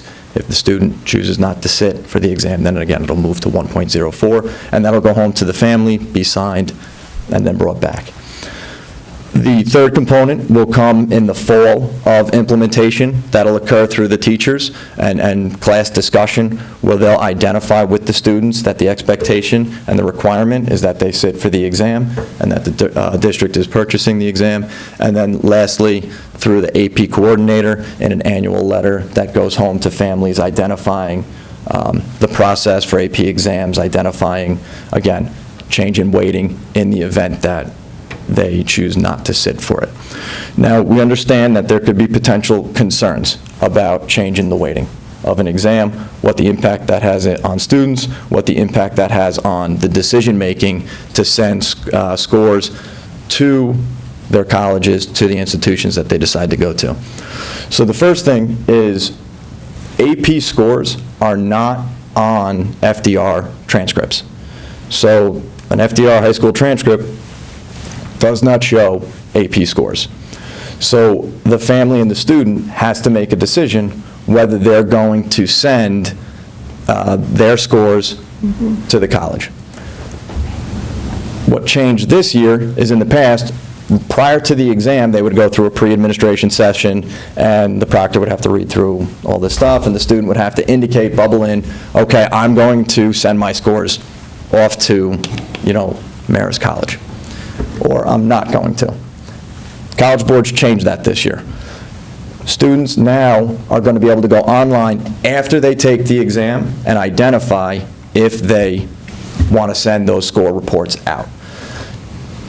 College board made a few stipulations with this. They said, okay, if you do that, or when you do that, because that's the process now, if you do it prior to June 20th, we'll allow you to send one score report out to the college of your choice for free. Other score reports will now be a price for between $15 and $25 for shipping. And again, that's made between, that's after, they take the exam. That's when they identify when they're actually going to send the scores off, if the family chooses to send the scores off. Now, you can also withhold a score. So typically, when if you say, okay, I'm sending my score report out, it's going to be every AP exam that you took. Let's say a student goes in and they perform very well in 2 exams, they don't perform well in another exam. The student can go in, student's family can go in and say, I'm going to withhold that 1 score. This way you could send the report with your 2 5s and withhold a score of a 2 or a 3 if you choose to. Unfortunately, College Board comes out with another fee if you do that, and it would be, a $10 fee if you chose to withhold a 1 exam fee per institution. If you do, if you don't. All of that information that I just described was handed out to students and to their families, and it's explained in the bulletin for AP students and parents. So again, all that information that I outlined in terms of fees and in terms of the new process for sending score reports out is in the bulletin that was handed out. So again, what do we think this will do? Again, if the district chooses to pay for AP exams, we believe that it'll alleviate the financial strain placed on families. 2, it provides a definitive answer for test consideration, and it allows our students and families, they can go into the examination knowing that they don't have a fee tied to it, knowing that they don't have to send their score reports out, and knowing that if they do well on 2 exams and not 1, they can choose to withhold that 1 exam and only send the 2 out. It provides an opportunity for students to alleviate some of that stress and take a more rigorous exam and prepare, again, for college. 3, because of the fluctuation in prices, there is a potential that it could create some opportunities for AP professional development for some of our staff to see if we could boost that 54 average a little higher. With that, are there any questions? Does the exam count towards their grade? I'm sorry? Does the exam count towards their grade? Towards their, no. So why would you change I don't understand the rationale behind changing the weighting for the course. If they don't take, if the exam doesn't contribute to their grade, if they don't take it, why would you change the weighting? So it was the recommendation, in the discussion, if the district's making a commitment to paying for everything, then the expectation is that they sit for it. And if they sit for the exam, they fulfill the requirements of the whole entire course. Again, the exam doesn't count towards their grade, but it's still a component of the course. So just play in that scenario, 2 kids, one gets a 99, the other one gets a 99. One takes the exam, one doesn't. That kid who took the exam gets a higher overall average. It would be an overall weighted, so 1.6 versus 1.04. Go ahead, Anita. I just wanted to add that we did have a conversation about emergencies, extenuating circumstances, so that there's a difference between choosing not to take an exam and having a family emergency. And we would definitely not penalize a student who had extenuating circumstances and was able to show that to us. Is there any concern, so what we're talking about here is the district picking up the cost of the examination. Is there any concern, so the students have some skin in the game. When they take the course, knowing they're going to take the exam, they know that they're putting money, their or their family money out in order to do this. So therefore, they may decide that they aren't going to jump into it because, you know what, I'm not going to waste that money. Is there a concern that all of a sudden we're going to have a lot more people trying, taking it, saying, well, why not? What's the downside for a student to take a course and not take the exam or not complete the course? Are we, is it kind of, we're opening it up and going to be paying for something that, in fact, we'll get no benefit and the student would get no benefit from? Am I missing something there? Is there a potential there? So I'm not 100% if I'm following the question. I see a benefit for any student going into an AP class just based on the rigor. Right. And the potential for them to earn college credit. Right. I agree with that. The question is, will it be that people, and look, I can get over my head on this pretty quickly, but my understanding is that in this country, we have a lot of students that go to college and never get a degree. They never finish. I mean, it doesn't work out for them. It's for whatever reason. Is this somewhat of a similar path where we're opening a door for more people to go, more people to come, we're going to incur more cost, but in fact, we may get no more students completing it than what we are now? Are we potentially just going to create an expense that's not really going, it's unintended consequences, I guess is what I'm looking at. Am I missing something, or is that? I wouldn't see it. I don't think that we would see a spike in enrollment in terms of AP classes because we're saying, okay, we're paying for the exam. You don't think people would take it if they didn't see, look, it's not going to cost me anything, why not try it? Is there? I don't think people would jump into it. I can't predict the future, but I don't think that we would see a spike of an additional 100 in some way, I can AP appreciate students. the challenge. I can appreciate a student that pushes themselves and say, okay, one obstacle is gone, now it's up to me, let me jump in and do it. But on the other hand, it could be a half-hearted decision to say, why not? Yeah, I feel like we already have the open course. Okay. So already students who want that challenge are taking it. It's a lot more work. Whether they take the exam or not. Correct. So I don't see the enrollment going up. Okay. Because already students know they have that opportunity for rigor,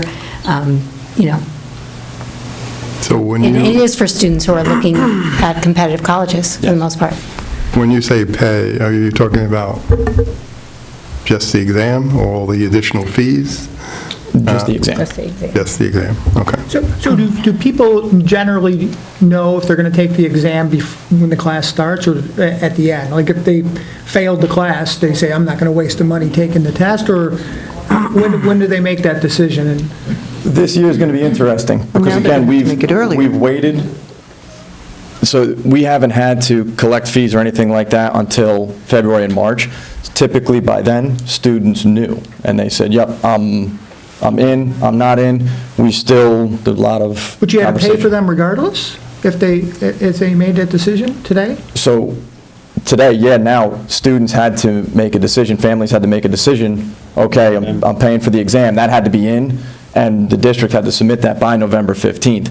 So now, any change there's a fee, and that's all per the College Board, and So again, that's part of my concern, is that a student who may, why wouldn't they? Why wouldn't they say, sure, I'll take the exam, I'm not paying anything for it, I'll, go ahead, pay for it, and if I get, things change, and all of a sudden I get I think I've got a chance, I'll take the test, and it's a little devil's advocate on it, but I'm just...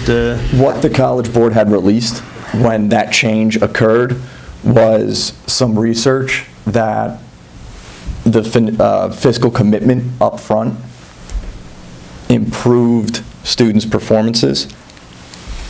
I didn't read through all of the research, but it was conducted by the College Board. Yeah. So I would take it with, You're saying the financial commitment of paying for the exam earlier got them to the goal of According to them. Not what I'm saying, that's what the College Board said. yeah. Oh, well, okay. That's what the College Board said, yeah. That was their justification. I'm looking at this a little differently. And I don't know if I've got the timeline exactly right.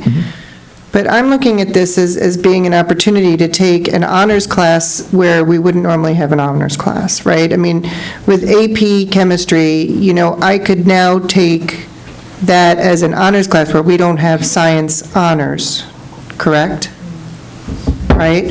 So now, in choosing to take the AP class and not take the exam, I could now have a science honors class with that weight. I'm just saying, that's how I'm kind of looking at it, as if I'm a student looking at my curriculum and trying to plan out, my career in high school. This is how I would do it with my kids.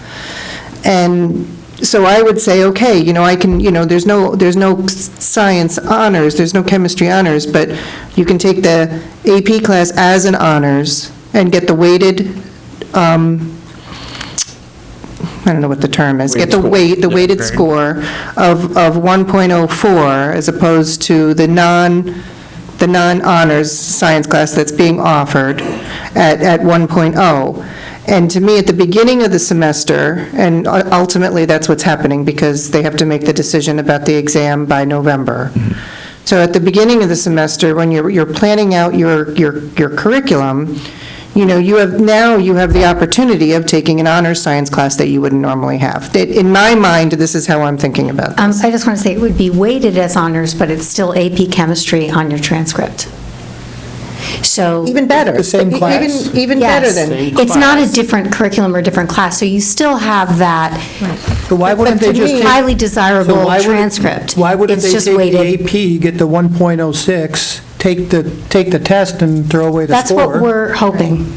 Well, that's Is what that we're everyone will hoping take for. the test. Right, And that's then what you we're get hoping the for, but I'm... .06 kicker instead of... And then you don't have to send the 1.0. scores to college. Right. So to me, it feels like there really should not be a risk that anybody's taking, You go because those inside- scores don't have to go to you college. go in, sign your You name, sit and- for one more exam, and it also impacts under Every Student Succeeds Act, numbers of AP tests taken and scores count toward the high school's rating.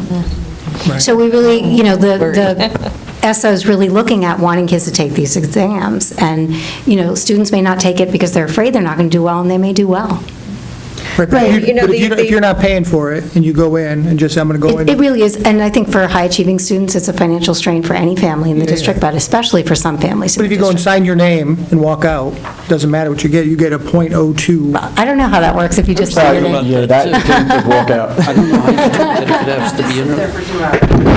Longer, for the AP exam, you got to sit for the whole... So the other thing is it is addressing the issue of signing up for an AP course to get a higher weight with with no intention of sitting for the exam. That's the darker flip side of that, too. And, I don't think that in the history of high schools in New York State, there was a commitment to offer AP exams, AP courses, to say the exam's optional.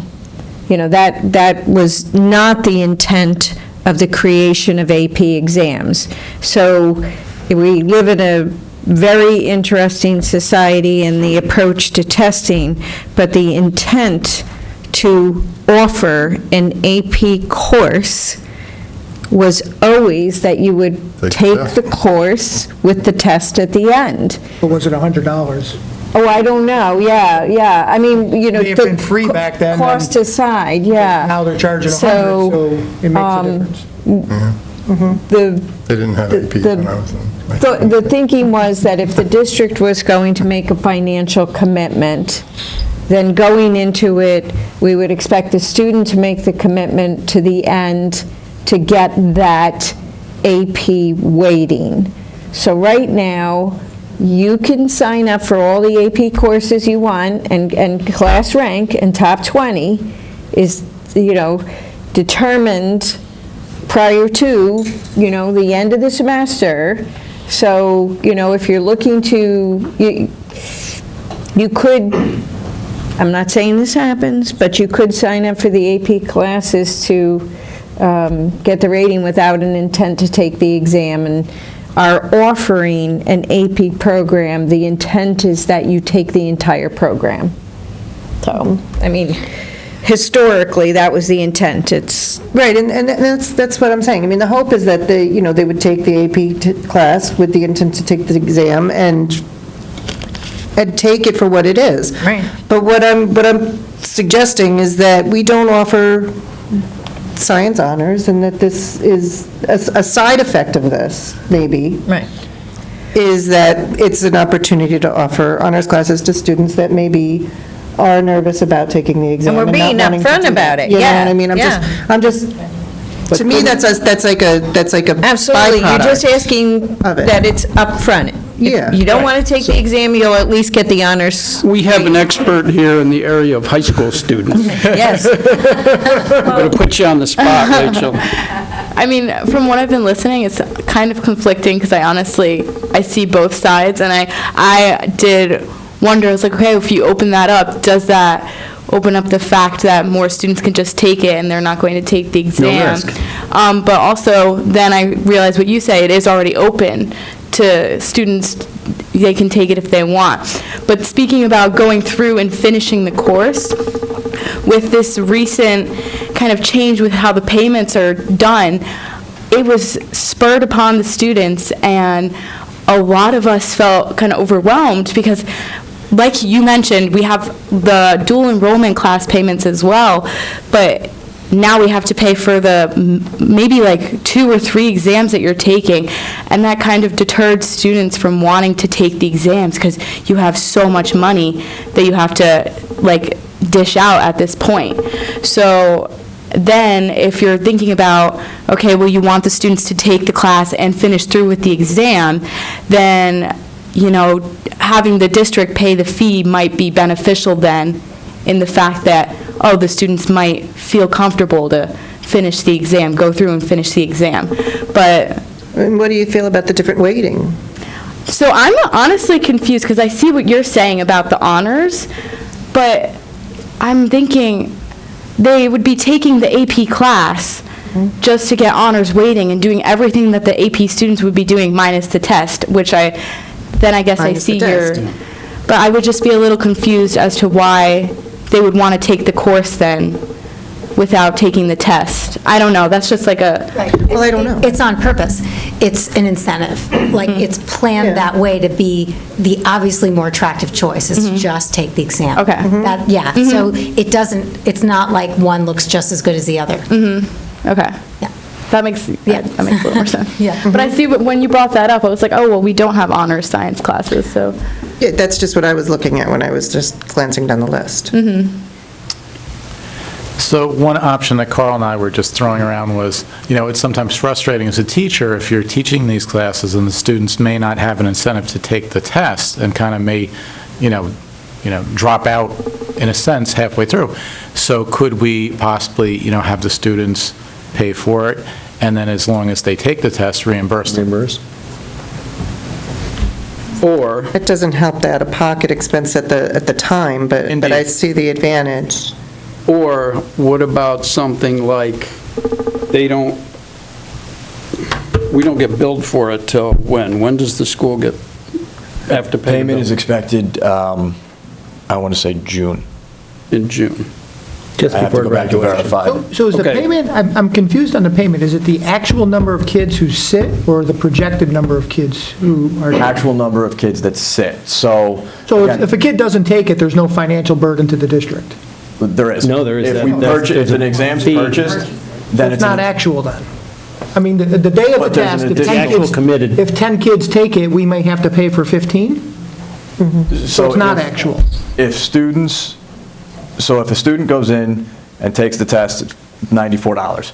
If a student says, I'm taking the test, and they pay for the test, but they don't show up, then College Board bills us an additional $40 because the student didn't take the test, On top of the 90. on top of the 94. They penalize So the it district. costs more not to 93 take by the the test than it student. does to take the test. It costs the district more, the way we're currently doing it. When is the 93 or whatever it is? 94 is When's due- that due by the We've student? asked the students to have that in by November 1st. That gives us time to review everything, and then we have it into the College Board by November 15th. But we don't get billed for the total amount until June. Correct. So no money changes hands until June. Correct. From the student to us. It's this, yeah, it's the student to, and The district. Linda, correct me if I'm wrong, to the district, and then the district pays the bill, again, I believe in June. In June. So I'm still- I think we actually paid a little bit sooner, earlier in the spring, but when the money is collected by the high school, it comes to the business office, and we hold it in trust until it's time to pay the bill. I think they're collecting the money so they know how many tests to order. Purchase, yeah. Yeah. So 10 kids are in the class. The day of the test, 7 kids take it. What do we pay for, 10 or 7? You pay 10. If 10 all plus- 10 students said they were taking it, we still would pay for the 10 students. So up front, when you sign up for the class, if they say, I'm not going to take it, Then we don't purchase an exam for them. okay. So you pre-purchase the exam, I got it. Yeah, So- that's what- yeah, so so if- we go So through. if 7 of them say, I'm going to take the exam, 3 say no, We purchase 7 you exams. purchase 7, okay. But if 10 say that they're taking it, we purchase 10. Yeah, right, So we right. pay for 10, and not only that, but if 3 don't take it, we pay another $40 for each of those 3 who don't take it. But I must be a little dense here. When does the money go to the AP In from the school? In the Spring. spring. It's, Then I'd have to why look do up we the have to specific- collect it from the students in November? The College Board says we have to. But we don't send it to them. Interest income. Lie to them. Tell them we got it all. We'll send you a check in June. That, I just don't understand. That's college. Take me away. They're telling us when we have to collect the money from the students, even though they don't collect it from us until Big June. time. Yeah, and that's new this year. How do they know we collected it? Because right now, every student had to sign up on the College Board website, create an ID. Right. So now, we actually have, it's essentially a roster through the College Board. Right. So the College Board knows right now, okay, we have 35 students. Right. Name, everything, taking, statistics. And where's the money? in the bank account. With Linda. It's in the trust. Linda's got it. Probably says So, that. Mike, they make us say that these students paid. Right. So they demand that at this early date, that we tell them which students have already paid. And they So tell them. if we didn't collect the money, we'd be perjuring ourselves. Yeah. It's like Wimpy, I'll gladly pay you Tuesday. I know, but that's College Board. This is insane. Why is it $100 to take a test? Right, and And $40. $40 to cancel it if you don't, so it's $140 if you don't take it. And you said no, not to profit off of education? So the question at hand is, and if you want, we could take time to think about it and poll you next time, or poll you now about this concept of paying for the exams.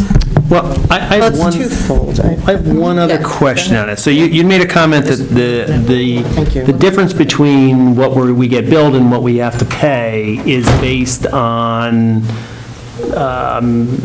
students' free and reduced lunch.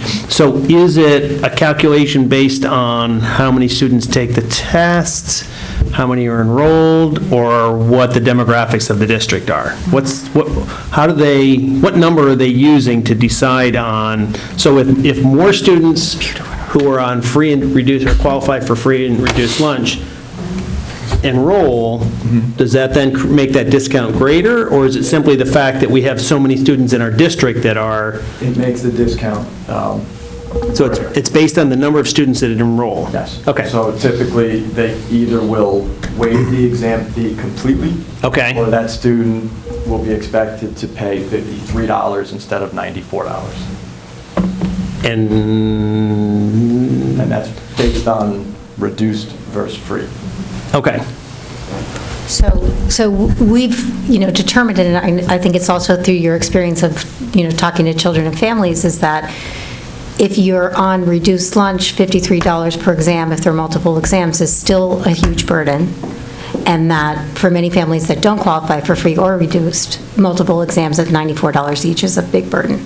And sometimes people are making the decision, especially if they don't think they're going to get college credit. And our free and reduced lunch rate, I know it for the district, do you know it offhand? It's about half. For the school? For the FDR? It's about half, correct? Yeah, we're about 40. 48? Yep. So every other child in our high school is in need of financial assistance, so. Right. So I'd be curious, so if that's the demographics, if 48% of our students at the high school are eligible for free and reduced lunch, what's the demographics of that cohort that are taking the AP? Is it 48%, or do we think that it's less than 48%? Based on this year's data, I don't know any prior year's data, it's approximately, again, right now, 55 students of the 200. So it's more like 25%? Okay.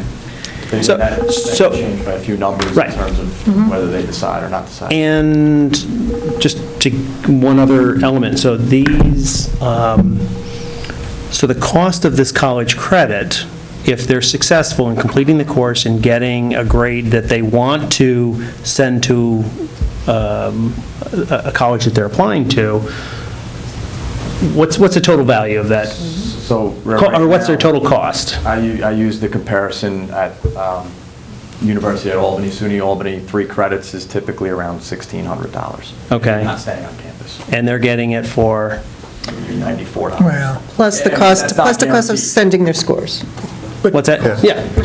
Not every school takes them. not every school takes them. Not every school takes them. No, I understand that. I understand that. I mean, so as you're doing this, you're taking courses that you anticipate will be. And I think Will over be- time, it's become less of a sure thing. So it used to be that when you took AP courses, you knew you were saving money for college, or in college, or not having to take courses. But even if you got a 4 on AP Chem, but you're a chemistry major at BU, they're going to make you take it over. Yeah, or sometimes they'll let you You may off. not get in if you didn't take AP Chem. Yeah, And so say you it's wanna be gotten less of a sure thing that there's going to be a benefit, a financial Right. benefit, or colleges will say, well, you don't have to take chemistry here, but you're still going to pay for another course. Like now you get to take an elective at full price. Or not. Let this go. Yeah. I know, so based on that time frame, we couldn't reimburse after the fact. But could we set aside a sum, put it in an account, what's the term? Trust. Prepaid. Thank you. Prepaid expenses. If we moved money into an account like that, basically, then we wouldn't be lying if we said there's no money in the account to pay the thing.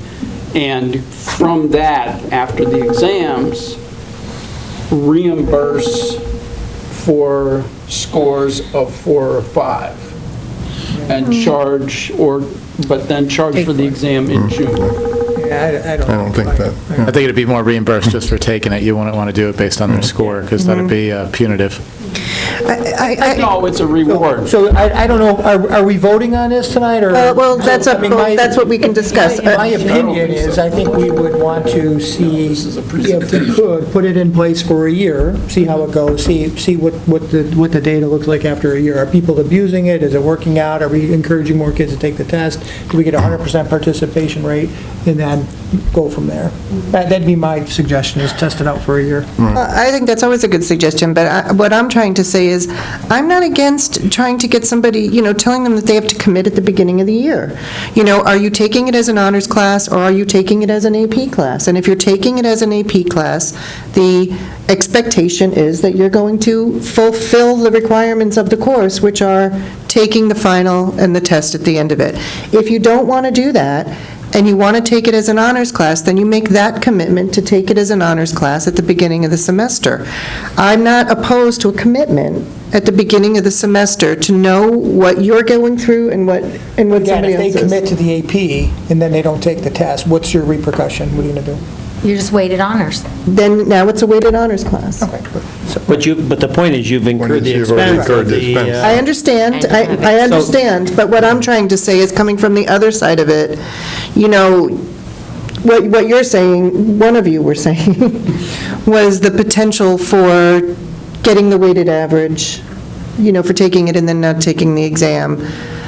So this is what I'm suggesting, you have to make the commitment, and we'll see how it plays out. We can't predict that. But you have no way of causing that commitment to be made. We do. You can either, But there's no consequence if they make a commitment to take the exam and then don't take it. And that's why I think test it out for a year. You could speculate all you want. I like the reimbursement idea somehow. Yeah, but I'll figure it out. Carl will figure it out. I don't know. Well, I don't know, so I guess what we have to make a decision tonight, yeah, I just like Or no? to say, right? Okay. Well, it's I would not a- like it's to not see a- us It's pay not for a this. resolution, it's not a... Not a resolution, right. It's not a resolution, Right. it's not a vote, but Right. we never make changes without weighing in from the Right. board and coming to some sort of a majority. Right, and we wanted this to be public. And very also. public, yeah, but it's not a vote, it's not a resolution, it's just, technically, we could just go ahead and do it without your permission, but nobody would do that. No, I mean, no, in all honesty, we would never move forward with something of this magnitude. Well, We you'd know have to that put it in the not- budget, and we'd have to approve it. Exactly, so it's going to be, there you go, that's how you get to vote on it. There you go. That's exactly right. However, after seeing the financial presentation we had, as much as I'd like to see this happen, I think its longevity is in grave danger, and that we're going to have for future boards, we'll have to start cutting things, and these are the kind of things that would be cut first. That would be good, that's true. Yeah. I think, too, that, and maybe if we did implement something, maybe with the overall plan of it increasing the performance on the exam. Because right now, you've got 55% of your students getting a 3+, but your 3+ as a percentage of the exams is only 33. You've got 318 exams were given, right? And you've got 103 with scores of 3+.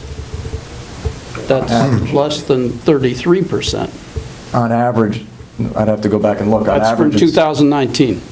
But it still comes out over the years as 54% average. doing Over the 5 better, years. And that's extracted straight from College Board's Doesn't look assessment like it from portfolio these for us. numbers. Okay. Oh, I think it's because it's AP students with scores 3+, as opposed to numbers of exams. So the numbers aren't, because students take multiple exams. That's why that doesn't look right, but it is right. Okay, so how do we move on from this from here? Do we, We'd put it on the agenda for the next meeting if we want to. Okay. I mean, this is a Well- presentation, it's not a resolution. Yeah, and yeah. So you said you don't need our... We don't need a resolution. So what is your view from administration? Let's see if it fits in the budget. I mean, We've got to see if it fits in the budget, and I think the goal is to really assist our students who are in financial need, and make sure that this is not a blocking point for our most underprivileged students to take our highest level courses. So with the AVID program and everything you've seen about the AVID program and the design to have more students take higher level courses, and it's not a correlation, well, I'm sure we have statistics on that as well, but typically, the AVID students are first-generation college-going, and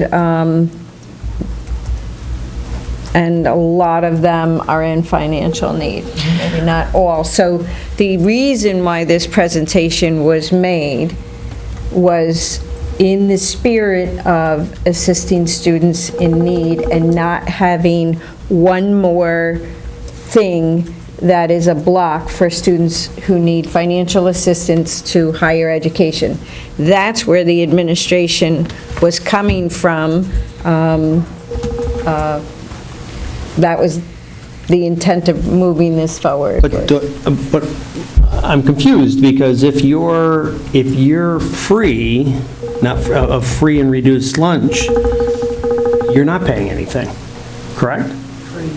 So, And reduced is paying $53. So it's the reduced. So, Yeah. I mean, I would be an advocate, and I agree with the concept, I would be an advocate for offsetting the cost, the $53 cost For to the any, reduced. for the reduced. Sorry, so I had that so wrong, the free So is that free. all in free reduced, all those who qualify for free and reduced, just take that off the plate. They have no longer a cost associated with this. That would be my position. but what Because- about the financial burden to our other students? It's a pretty high bar or low bar Yeah. to meet. So a lot of families don't qualify for reduced, and this is still a big burden. Right, right. So it's it's called the poverty line. Well, but we have 48% of our student body qualify at the high school, but we're only getting 25, Right. only, And that it's might have to do with and it's this. only 25% of the students Right. that are taking the courses. Yeah, but I think what Qualify. you're saying is that the people that are just above that line, it's still a financial burden. It's always difficult for those who are just above the bar. Yep. But it's much better to be just above the bar than a little below the bar. I mean, we're not talking about, I mean, because, the other side of it is that, again, they're taking a class that's costing them, whatever, $90, $100. Those are the people who have a higher probability of being headed toward college. I know where you're going with this. I'm just going to interject right now. My daughter graduated ninth in her class. Yep. She was loaded up with AP classes. Okay? She did very well on her AP tests. Not one of them was taken as a college credit class. Some of them, not for what they were, not for Spanish, not for math, not for science. What she was given as an option, so I agree and I disagree. What she was given as an option was she could use them towards a humanities credit. So yes, it was a class that she didn't have to take, but it wasn't for the class that she was hoping for. Her math, AP class that she took was not given to her as a math AP class, or as a college math class. Okay. Now, it was still given as a class, and I do agree with you got for that. credit for it toward, But you can only take so many humanities classes to college with you. So I hear what you're saying, but I still think it's a financial burden, and you're not guaranteed for the college credits. And especially if you don't score high, you may not even be offered that college credit for a humanity class. Now, some schools do take them for them. I'm not, I'm not making a generalized statement, I'm giving you my example. So I still see it as a financial burden, and if it's something we can do, what I'm more concerned about is I'm looking at these three reasons, common reasons for students not taking tests, and one is the financial strain, two is the uncertainty about college credit that I'm talking about. Okay, so there's those two. The third one is the test anxiety. If we are going to make the push to make this achievable for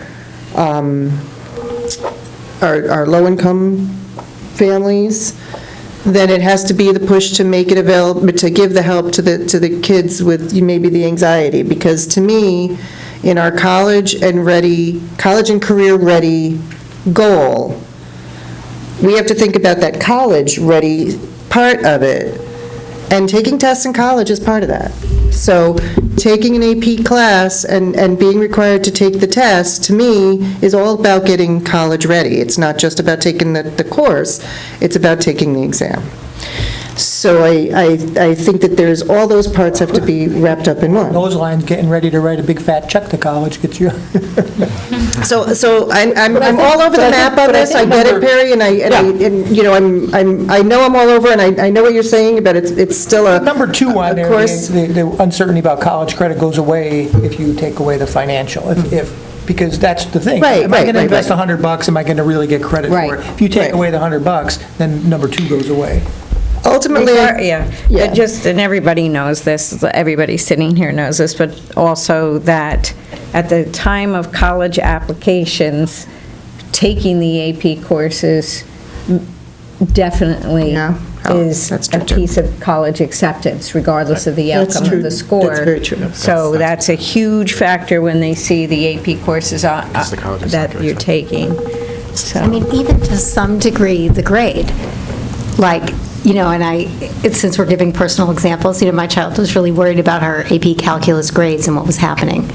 And her counselor said, no matter how you're doing, don't drop it. You're taking AP calculus, and you're not even a math major. That looks better than whatever grade.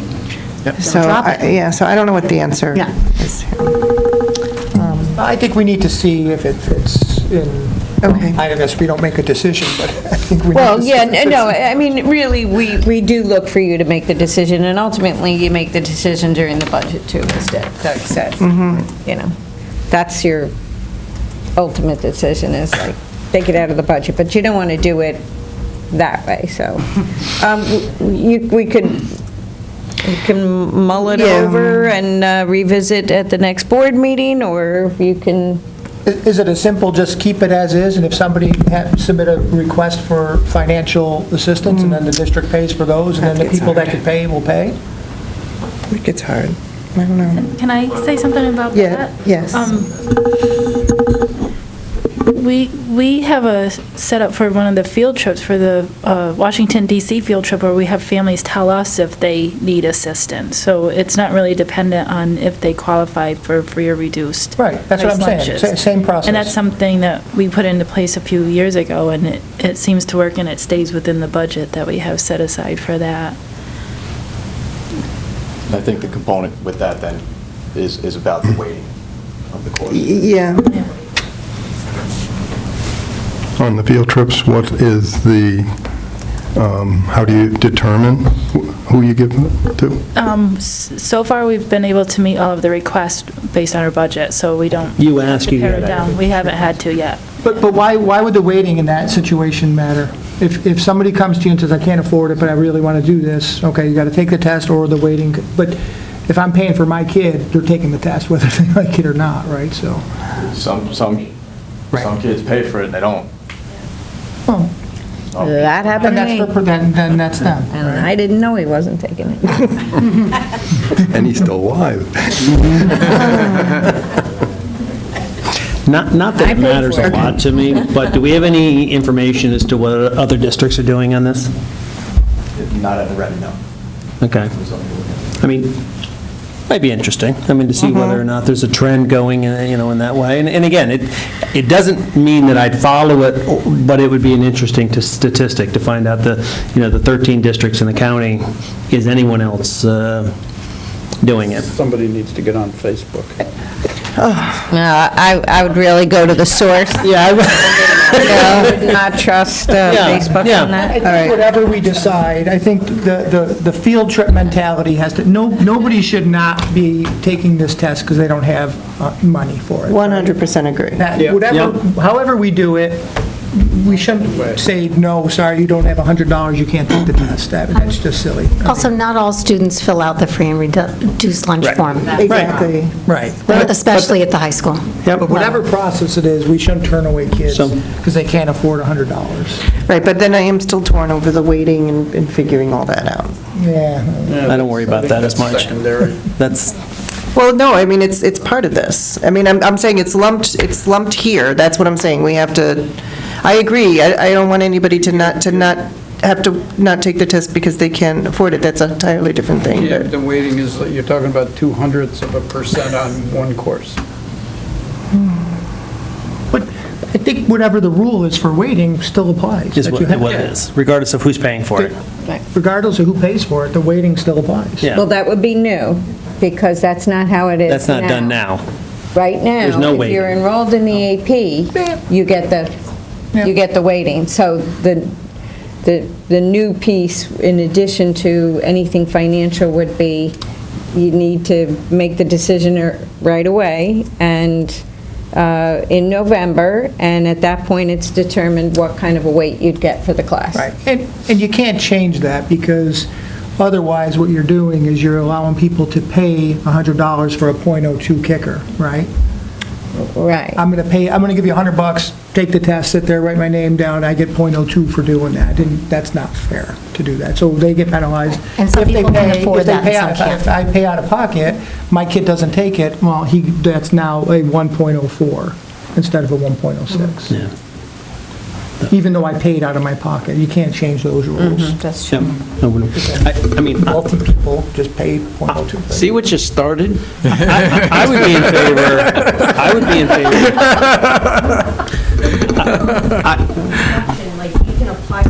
We're not Yeah, in public yeah. participation. Public precipitation. It's coming next. So, precipitation. So, I mean, my feeling after all we've heard, I would be in favor of anybody who's getting free and reduced, it's 100% paid for, and then develop the scholarship, the opportunity for anyone that wants to apply. And I would make it known that anybody who is on free and reduced, this is another benefit of going through the trouble. And I know that as the higher in the grades, the less likely they are to apply for free and reduced. But just here's another advantage for doing the free and reduced, making the application. Yeah. I mean, just putting it out there, that would be the way that I would see going forward with this. Be a small step. Yeah, be a small step to see if it makes a difference. And this program is for next year, the November deadline? You didn't have to do it this last November? Oh, yeah, we did. No, we had to do it this year. Okay, It's already done this year. okay. So this would be for next year? What we're Yeah, be the So we got a week. 2021 school year. All right, so we have time to mull this over a It'll go little bit. fast. Anybody else have anything they want to, any other comments? I just want to say thank you, Mr. Ruel, very Yes, informative. thank you. Oh, thank you. Mr. Party. Right after the planning, we're all like hyped up. You've been past your 20 minutes. Oh, my gosh. Okay. Thanks, Mike. All right, I'd like, thank you running so this much. I'd like a motion to enter public participation. So moved. Second. Any discussion? All in favor? Okay, we are in public participation. Hi, my name's Bobby Goodman from Hyde Park. Thank you, Carl, for realizing how ridiculous it is for the College Board to require this Yeah, it's College payment Board. by November, when the kids haven't even received their first report card.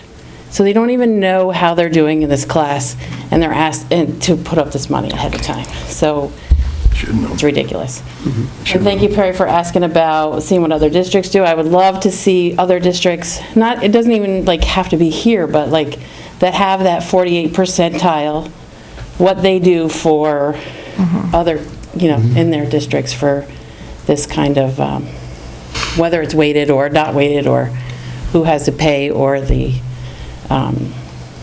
scholarship. So, thank you.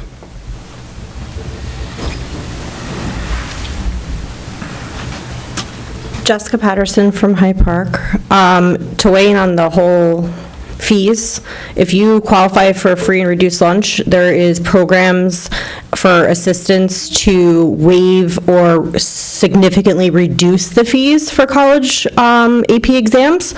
I just did a simple Google search. Okay, so I ran to the bathroom, but, so that takes it down by $32, I believe. So if we're going to talk about, I have a daughter going into junior year next year. She wants to take 3 AP courses, all on her own because she wants to challenge herself. She's in honor courses this year.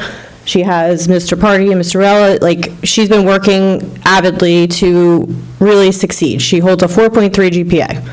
Her sitting here and going through all these AP classes, I think it's kind of a slap in the face to parents who really try to instill hard work to their students to say, well, we're going to, possibly pay for people across the board who qualify for free and reduced lunch when my daughter has testing anxiety. She has testing accommodations. She can hold a 99 in English, but when it comes to the regents or big exams, she's not doing so well.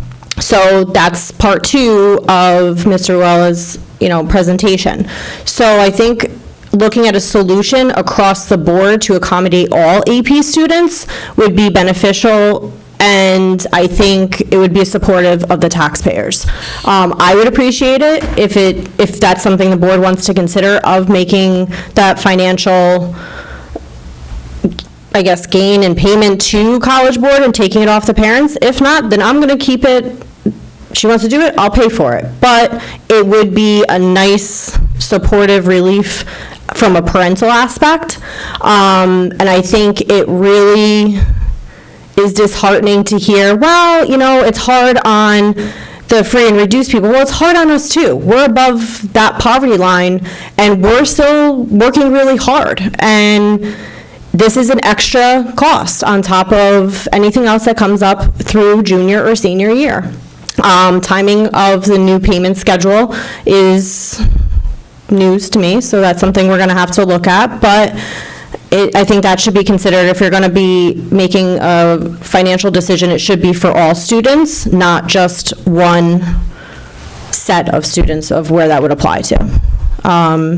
And as far as the other districts and how they do it, I only can speak of Ketchum. Ketchum students pay for theirs. So, I think it's something to explore to see how other districts are doing with the whole AP courses. But I think it's a great opportunity for these students, and I'm very happy to hear that that's what she wants to do. And I'll support her in any way I can, and I think this is great if this is something the board is willing to adopt, and I think it should be something for all AP students to kind of recognize their hard work and their persistence and the rigorous course that they're going to be, taking on. And I think many parents would appreciate that as well. So, thank you. It's that slippery slope. Yeah, exactly. Is there anybody?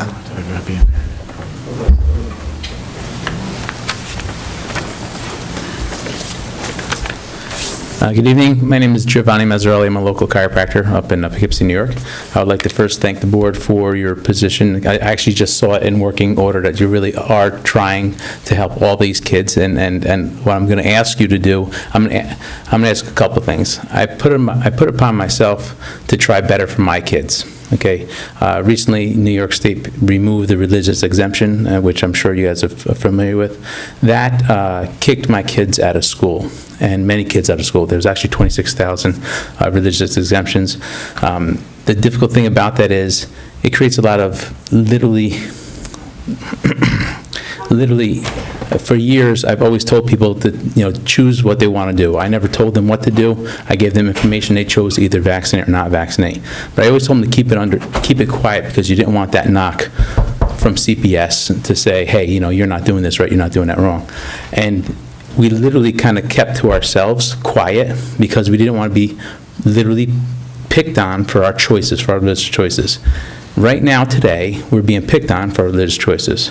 My kids cannot go to school with other kids because they are literally deemed a public health threat. Okay? This is segregation and discrimination to its core, by definition. Okay? I would like to bring it to the board's attention, and I'm pointing my finger at myself as much as I'm going to point my finger at the board. I need to do a better job about teaching people why that's 100% not true. And I'm going to give you a couple of simple examples. But I'm going to offer my years of education to explain this as well, okay? Because honestly, I believe that segregation, whether it's founded or unfounded, is just not right, okay? But this is literally segregation, discrimination without any foundation, okay? They're going to continue to push these things too. They're mandating, they have mandated 43 doses, which people really don't even know and understand that's how many doses their kids recommend now. They want to add another 20 doses to the schedule, and they're going to keep on going unless we literally say, hey, enough is enough. Okay? Now, obviously, I know and understand these laws come from above, but they're going to make the schools the police. Okay? And what I'm going to ask is, say, hey, it's not right. Right? When you see an unjust law, good people need to do good things. All right? So just a quick example of why this is not right. My kids can't go to school because they don't have the 43 mandatory vaccinations. There's not a teacher in that school that has all 43 shots. There's not a janitor, a lunch lady, secretary. There's nobody in there. Why is my kid banned from the school, but everyone else is allowed to be in the school? Make sense? Makes sense, right? And I'll gladly give you information about this too. I'll gladly give you more information to support that. My kid is only a public health threat Monday through Friday from 8 in the morning to 3 o'clock in the afternoon. Does that make any sense to people? Is that okay with you people? Your kid is dirty, can't come next to my kid. But meanwhile, I'm the coach of the town soccer team.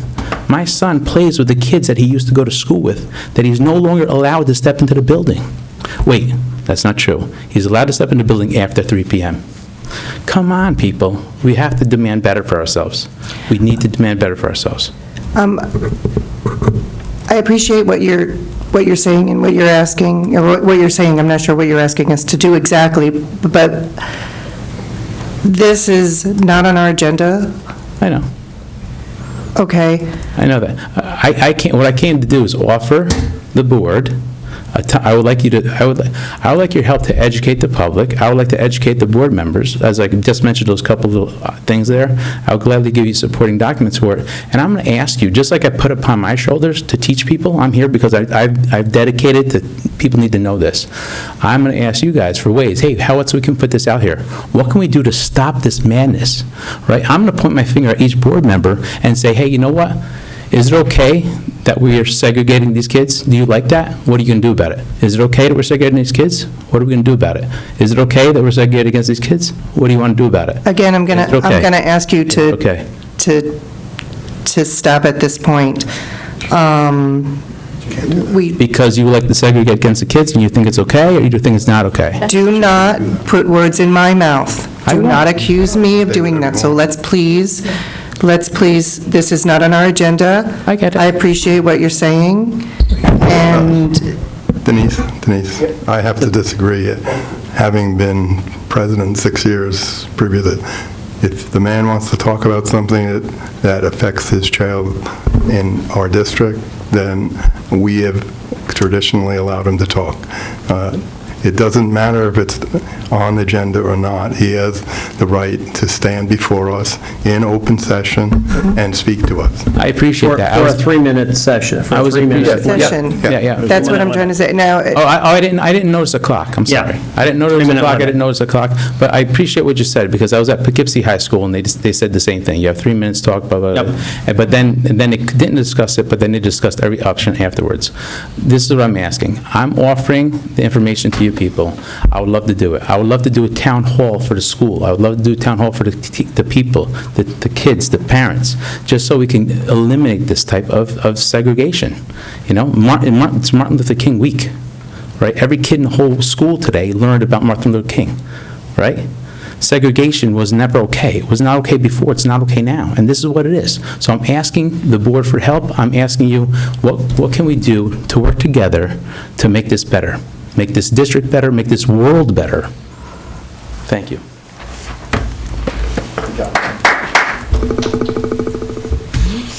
Anyone else? I'll keep it to 3 minutes by myself.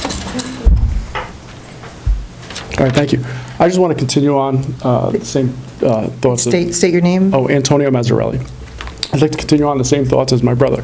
We really just want to educate people, because the bottom line is, just like ignorance was the genesis, was the root cause of segregation in the past, ignorance is why children are being thrown out of school, right? Separate but equal, we all know, does not mean equal, right? We know that. And my brother already said, they, in September, they mandated 26 physical shots, 43 vaccines and 26 physical shots. That was September. We are January. We are 4 months later, and on the agenda is to add 21 more shots, 18 flu shots and 3 HPV shots. They almost want to double the requirements 4 months later. There are 271 more vaccines in the works. If people are unaware of what's going on, and I'm just telling the board here, if you think this is just the beginning, if you think this is the end, this is the beginning. They're going to keep going until we stop them.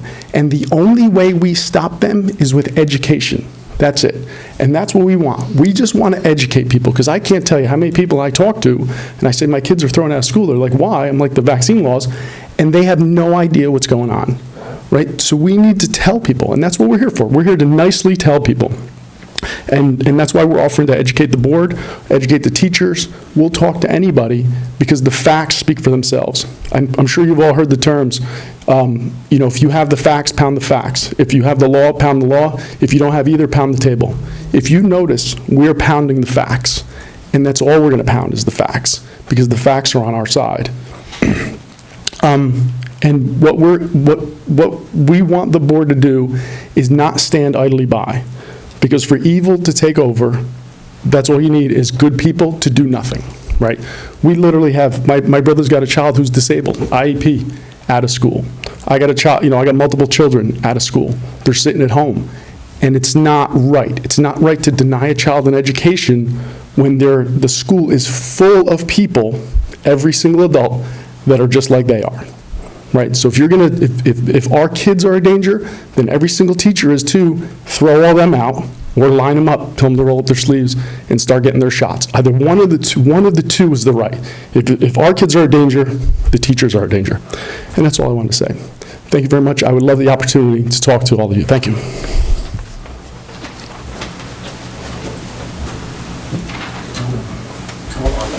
I just need my glass. Address too. No, we stopped requiring that. Okay.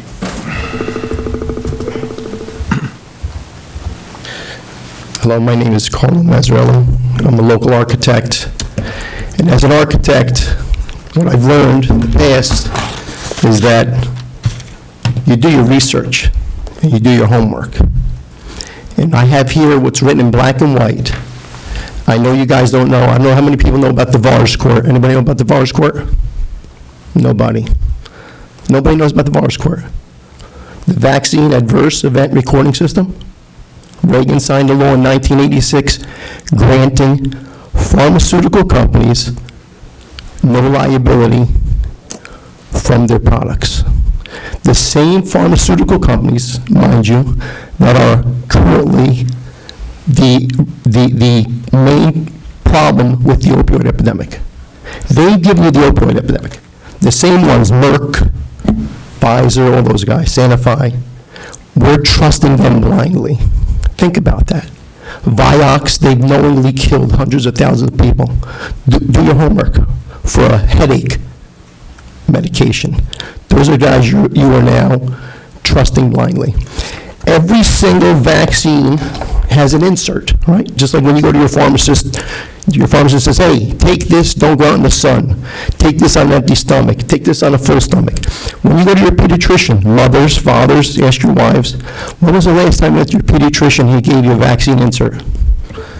Think about that.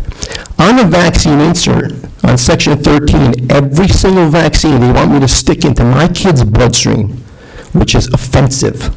I'm a Catholic. Some of these things are culture on aborted fetuses, okay? They want me to stick these things in my kid's bloodstream.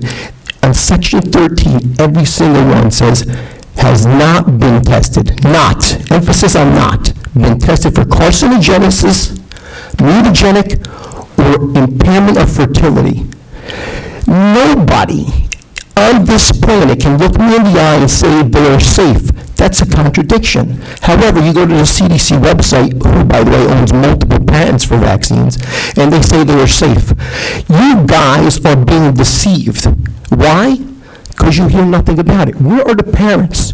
They want to mandate HPV, right, in schools, in the flu shot. Who takes the flu shot regularly? I certainly don't. Do you really think that the 14 vaccines that they give are the only diseases that you can get? Come on, man. It's ridiculous. It is so ridiculous, it's an insult to our intelligence. And why? It's because it's quiet. Nobody's here.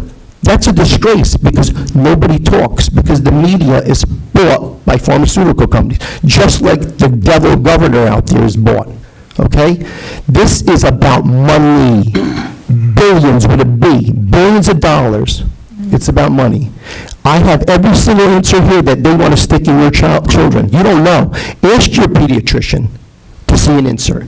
Watch them get offended. Because a medical doctor, by the way, has the ability to be exempt. A medical exemption, a religious exemption, or a philosophical exemption. We don't. Are they the elite? Think about it. What I'm going to tell you is that nobody looks into this. Do 1 hour of research. I got a lot for you. It's in their own black and white, okay? Do 1 hour. You will connect the dots. It's easy. When I build a building, the foundation has to be stable or it crumbles. What I'm going to tell you is that you're going to see that the foundation, the nonsense that they put out, it's not stable, okay? It's not stable. Thank you. Thank you. Thank you. Thank you. Okay, we have time for one more. I just have one question, that's it. So, is this on? Okay. Jessica Patterson again. One of the mandates, I guess, that they were speaking of is the HPV vaccine, which I'm under the impression is a sexually transmitted virus. So I guess what I would ask the board is, that type of activity isn't going on during the school day.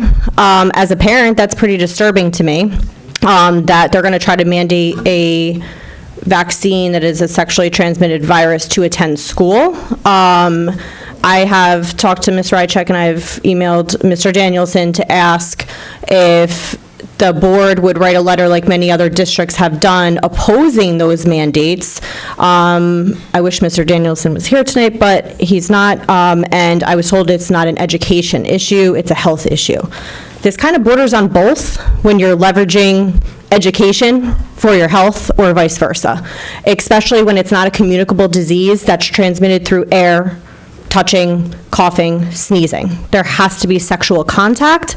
I think there's a little bit of government overreach going on here, and it's putting districts in a very bad position.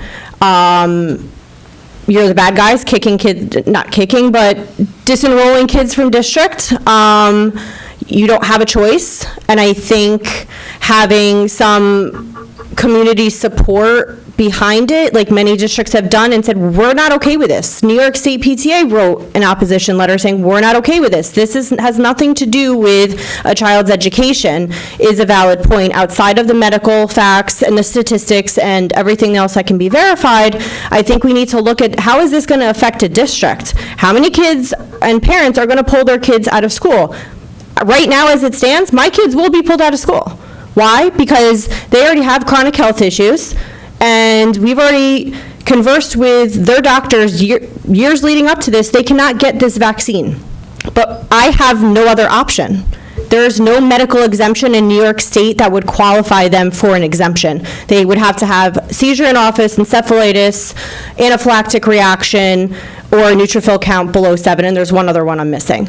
They don't qualify for that, so my hands are tied as a parent. I have to either decide to continue to educate them and possibly risk their health, or where there's risk, there must be choice, right? So I think having some support from district would be great for many parents. I know many wanted to be here that couldn't speak. They work multiple jobs. I think right now, I don't know how many students Hyde Park lost, but New York statewide, it is the 26,000, and I think that number will climb. Thank you. I'm sorry. I have to give him a minute. He's been here for 2.5 hours. Give him a minute. A minute. Thank you. Holy smokes. Steve Burnaby from Hopewell Junction, New York. I'm here, I don't know if you guys know it, I don't know if people have been reaching out to you. I know in my district, a lot of people reached out to the school board regarding a letter being sent to the governor regards to this.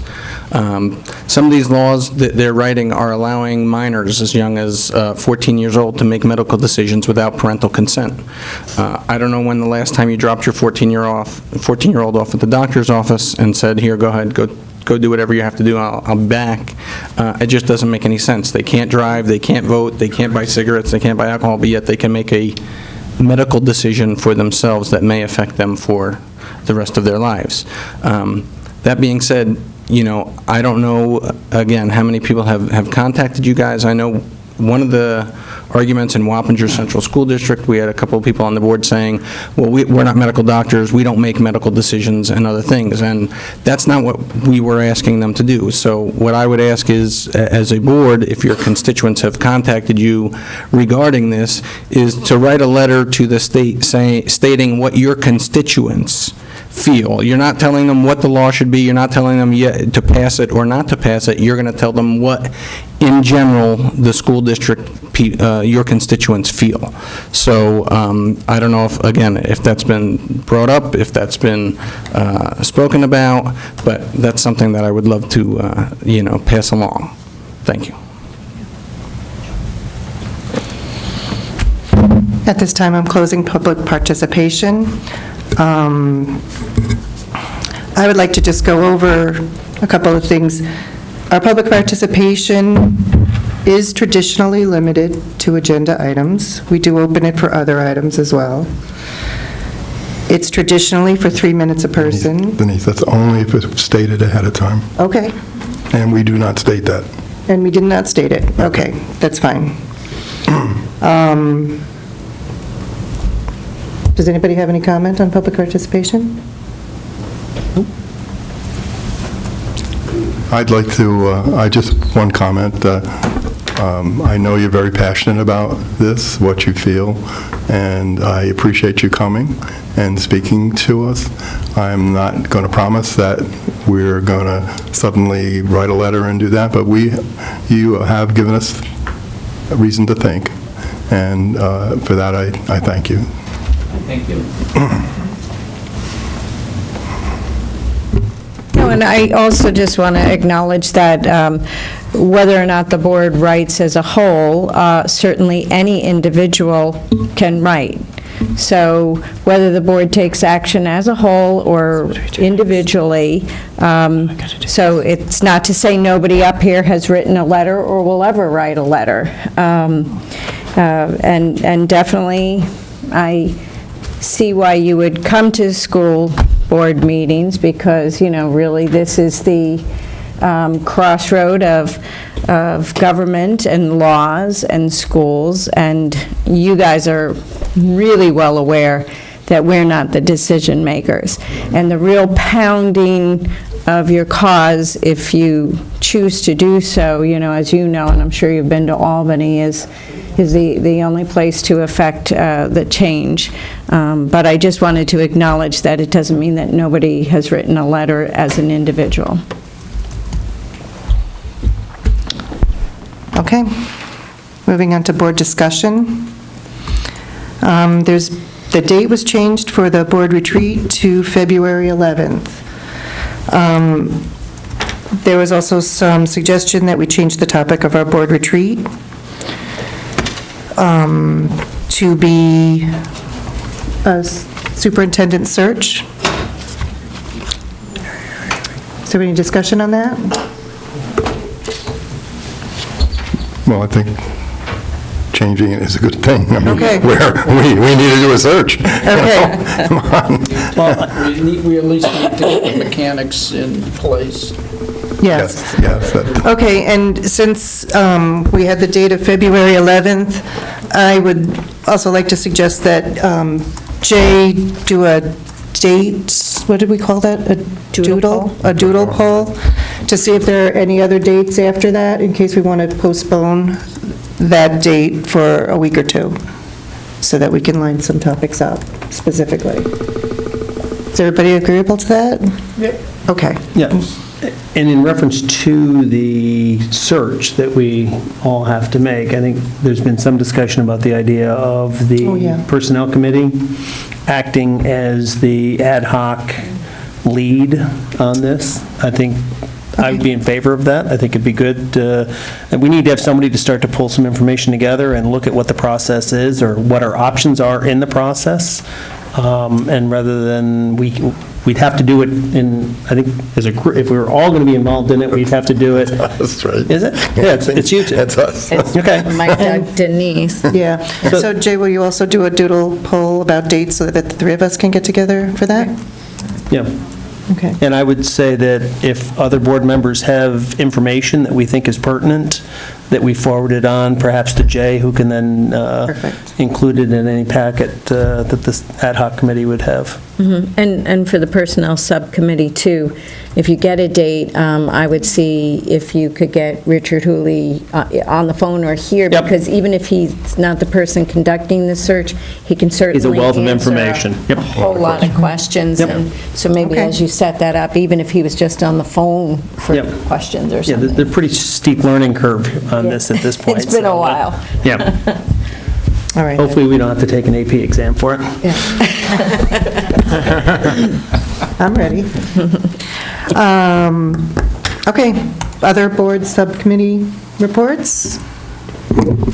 Well, the policy committee continues to work on policies. There are 2 items on the agenda tonight.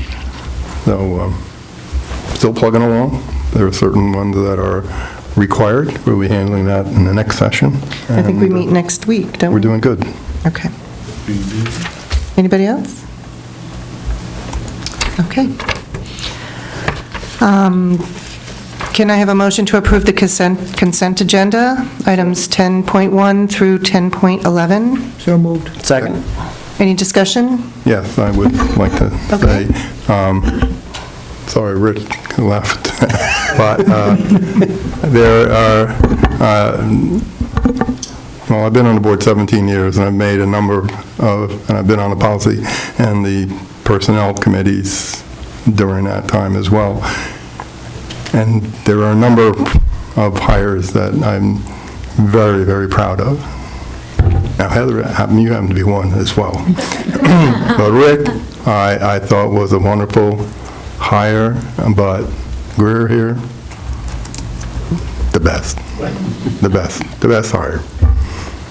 So thank you for your service, and we were a team for 6 years of her 10 years on the board, on the district, and I think we accomplished a lot, and I'm proud of that as well. So good luck in the future, and I'm sure we'll have some kind of big rollout later on in the year, but since we're passing it tonight, thank you. Thank you, thank you. Okay. I'd like to acknowledge that Robin Peak is in the audience and joining us full-time as well over in the special education office, so, yeah. And I wish Elliot the best in his new adventure. I'm sorry, Elliot. I didn't mean to snub him. Moving on, not retiring. Yeah. We'll miss you. Yeah, I'll miss this as well. 10 years seems like a long time, but it went by so quickly. It's amazing, but we did, as I said in my email, it was really collectively how much we've accomplished together. Right. And, I would just echo Doug's thoughts. I was not here when Greer came, or at least I was not sitting on this side of the table when Greer came. I can't even say that I truly remember when she first came. Seemed like she's been here forever because it's been a great run. I mean, and I think that the residents and taxpayers in the district should all recognize of what Greer has put into this district for what is it, 10, 11 years? 10 years, you know. So, you know, I personally say thank you, and I know that my children are better for having a quality education of which you're responsible for, and I think the community is far better for it as well. Thank you. Thank you. And I think there will be a board spot open coming up for you. She lives in the Arlington School District. Could be a little bit of a problem. There you go. Where I started 10 years ago. A little residency problem there that... All right, so all those in favor? Okay. All right. So I have to do motions for every one of these, right? Motion to approve 11.1 special education placements. So move. Second. Any discussion? All those in favor? Motion to approve 11.2 first consideration of policies. So move. Second. Any discussion? All those in favor? Oh, I'm going too fast. No. Sorry. That's all right. Motion to approve 11.3 health and welfare services provided by Hyde Park Central School District. So moved. Second. Any discussion? All those in favor? Okay. Motion to approve 11.4 bid awards, HMS bathrooms. So moved. Second. Any discussion? All those in favor? Motion to approve 11.5 overnight field trip, Washington, D.C. So moved. Second. Any discussion? All those in favor?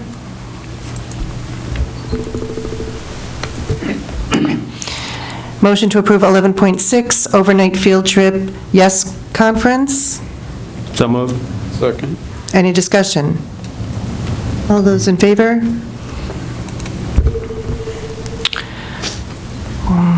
Which one was I?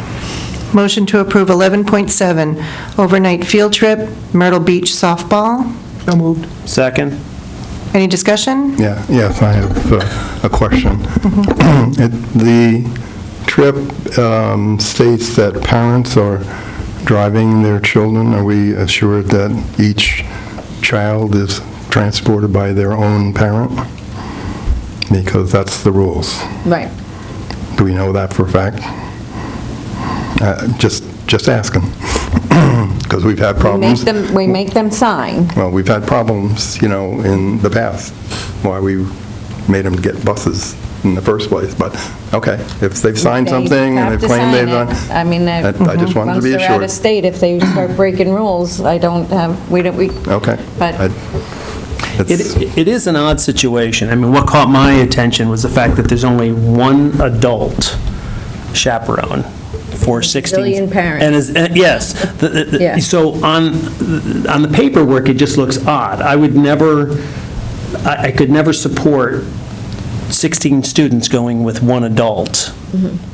But it's all the parents, and is there... Check that, because that is odd. I don't remember a trip in the past where there was only one district representative. I mean, usually it's a coach and assistant Well, coach. I mean, I would always think of having at least two deep, because, so what would happen? Yeah.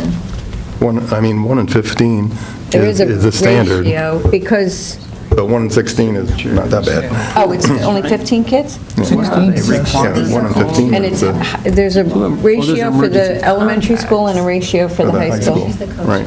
I mean, she's a parent, but also a teacher in the district. Anyway, And she's, it looks like.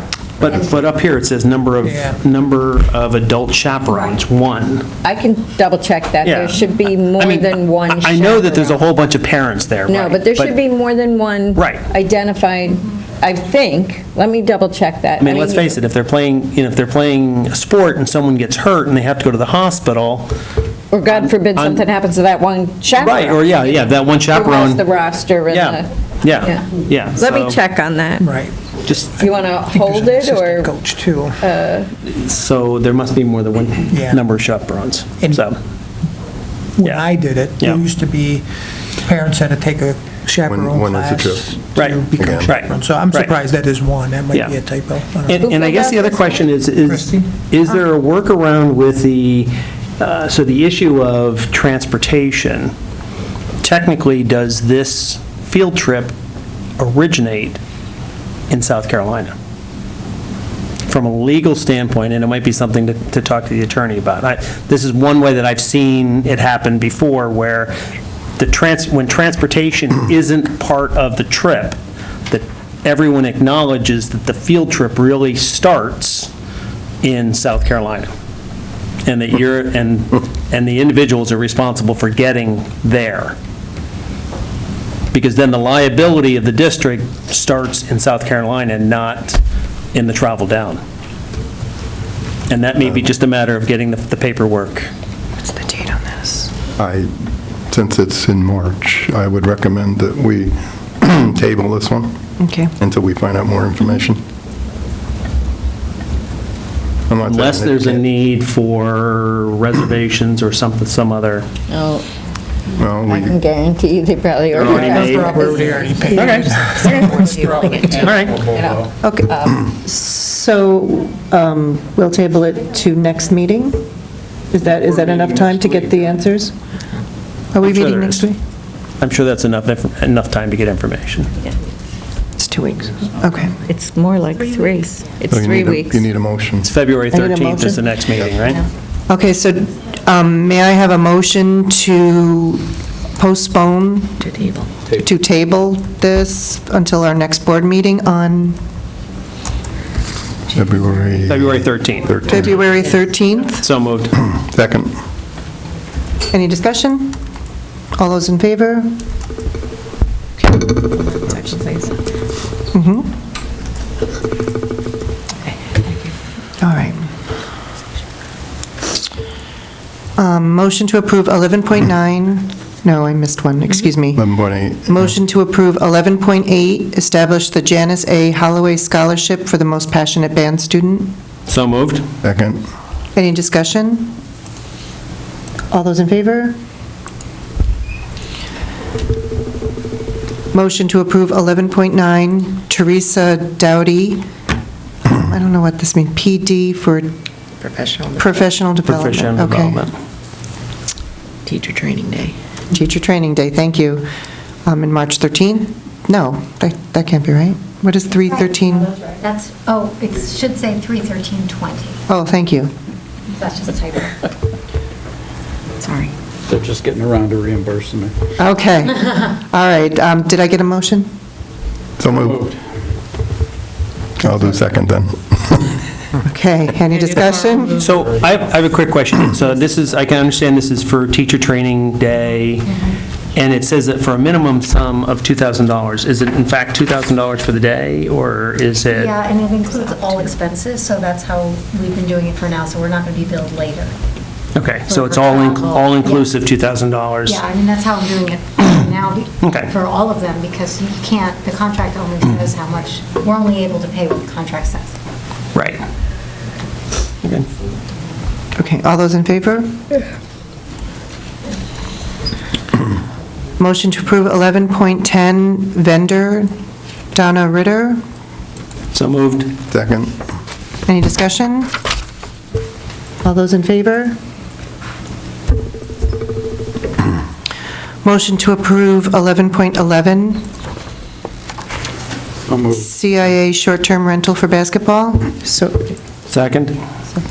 any discussion? Yeah, I have a Why?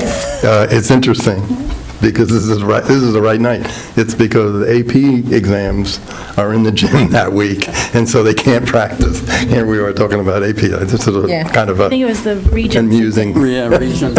It's the January regions, yeah. Yeah, But Haviland's not available? you can't play, it's not a regulation court, I don't believe. But There might it's a have good been thought. something going on there, too. And they may have, So, The whole's modified and Yeah. JV schedule and, yeah. yeah. so my question, We and haven't done this in the past that I know of, or maybe the contract never came here before, but, maybe it was an informal, but. so I get the point that we're paying $75 an hour for 8 hours, which equals $600. But in the recommended action, it says furthermore, the Culinary Institute of America will be compensated up to $9,937.50 based on the information provided to the Board of Education placed on file. So where does that number come from? Was that the liability number? I don't remember seeing that number. No, I thought it was this, I thought it was $600. Yeah, under the administrative content, it says $600, but in the recommended action, is that just a cut and paste? I don't know. And it's not in the contract itself. It doesn't, that number doesn't show up in the contract again. Right. But, No, it was yeah, it's an up here. hourly rate, and I talked to the athletics office and asked how many hours they would need. Right. So I don't know where Yeah, it looked like 2 I don't know days. why the 9,000 is on the agenda. It's just, But do you see where it is? Yeah, I see Yeah. it, but I don't know why that's there. That must be a cut and paste from, That's what I'm thinking, that it's a holdover from something similar, maybe it's from the pool or something like that. I'm just wondering when the CIA is going to learn to be a good neighbor. Right. Isn't that the one we let them use the track? we got the pool for them using our soccer Soccer. turf field for their soccer for 4 or 5 games. Yeah. Okay. So can we strike that part? Well, it's not part of the contract. My point is, it's not part of the contract, so we're awarding the contract. It's just that recommended action is incorrect, but I don't know that that's what we're really Jay, voting just on. don't send the contract out. We'll make sure it's not there when we send Well, it. the contract, it's not on there. The contract just says $75 an hour. Okay. Yeah. I got the Right here. information from athletics office that it would be 8 hours, so it should be maximum of $600. Should that be in the agreement or no? It should probably not, right? It is in the The agreement says No, not the- $75 not the an number- hour. Oh, the number of but hours. The maximum number Yeah. is not in there. That's really up to Tom to enforce, right? Yeah, although I would always suggest that it should be in there, but,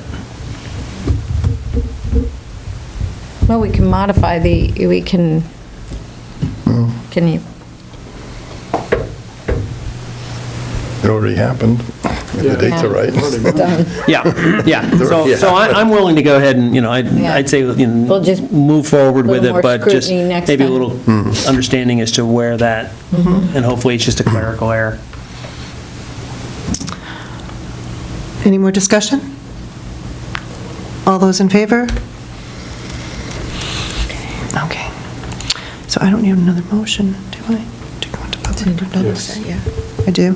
Can I have a motion to enter public participation? So moved. Second? Any discussion? All those in favor? Okay.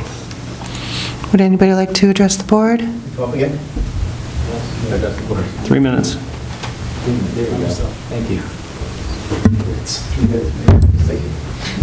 Thoughts? Okay. State your name, please. My name is Carlo Mazzarelli, here again to talk about the vaccine information. I want to give you a little more information. Excuse me. It's a little musty, moldy in here. My throat's killing me. Wow. So, there is a VARS court, Vaccine Adverse Event Recording System, that's in place. They have shelled out over $4 billion to people that have been injured with vaccines. Did we know that as a board? Let's start sharing this information. this notion that we can have underage kids making decisions, I mean, it's kind of lunacy to me. How can, this is what they're going to vote on in Albany. Who puts these bills together? I mean, we have to be aware of things like this. And the problem is that it's all done on the cover of darkness. When they passed the law in Albany in June, they went through the Senate, the Assembly, in one day. You can't get these guys, these political guys, to do anything in one day. So you have to start looking again. You have to start looking, and you have to see why this is happening. Why is this happening? And I'm telling you, I'm 55 years old. I did not have special ed kids in my schools. I did not. No OTs, no PTs, no speeches. Talk to the teachers. There is something going on. Our children are sicker than ever. Our children are sicker than our grandparents, okay? Your grandparents had the measles, had the chicken pox. They're healthier than the young kids. The young kids are sick. I coach CYO. I have hundreds of kids in my program. I coach soccer. I see it. The children are sick. What the problem is that nobody ever makes the link that it could be the vaccines, because we are brainwashed into thinking they are safe and effective. The science is settled. Science is never settled. Would you like to have open heart surgery with 50-year-old technology, 75-year-old technology? I don't think so. And these are the things that people can't even discuss. I mean, so many people look at me like I'm crazy. We can't even have this discussion. I'm not a dumb man. I'm not an ignorant man. I'm an educated man.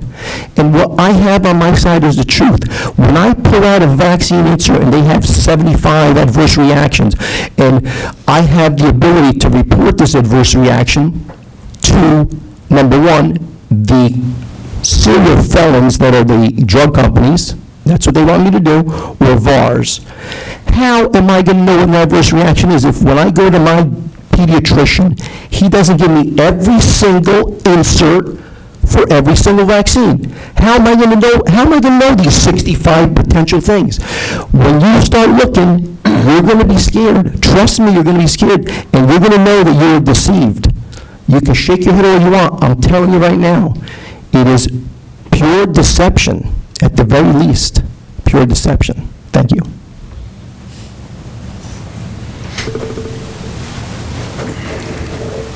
Antonio Mazzarelli, I just wanted to address one thing. Somebody at the board said like why we're coming to the board, and it's really, our thing again is all about education, okay? There's a couple ways that the public gets educated. One is through the media, and I think we can all pretty much agree that the media cannot be trusted, especially when you consider the pharmaceutical companies are some of their biggest advertisers, right? So they have incentive, the media, to not speak ill of the pharmaceutical companies. So one is the media, the other one is the internet and people poking around themselves, and the other one is through the schools, and that's what you control, right? So that's why we're here. We're here to say to the schools, I'm telling you that misinformation is being delivered through the school. When the school says vaccines are safe and effective, that is misinformation, and I know that sounds crazy. If you give me some time, I can explain that to you logically. So that's why we're here. We're here basically to say, you all control the schools, allow us to show you the evidence, right, show you the facts, and then if you agree, allow us to go into the schools and teach the teachers, and then the teachers can teach the kids the proper information so that we don't have a generation that's out there, with misinformation. And my brother was right. The chronic disease rate amongst my generation, people my age, was 12%. The chronic disease rate amongst the current generation is 54%. And if you look at it, my brother mentioned that in 1986, a law was passed, and in 1988 it went into effect where the vaccine manufacturers were no longer liable for damage. In 1985, there were 3 vaccines, the MMR, DTP, and polio. That's what we all had in here. All those vaccines, by the way, wear off. So if any of you haven't had your booster shots, you are basically unvaccinated. Since that time, once they got a liability from no longer were liable for damage, the number of vaccines dramatically increased, and the chronic illness rate dramatically increased. Now listen, correlation does not mean causation, but what it does mean is that we need to test if these things are, if it is a causation. And the way you test that is you compare the health of the vaccinated versus the unvaccinated. And they've never done that. So these are some of the facts that we would just like to get out. And that's why we're here to you, allow us to teach, allow us to show you the facts, and then we can get the truth into the schools. Thank you.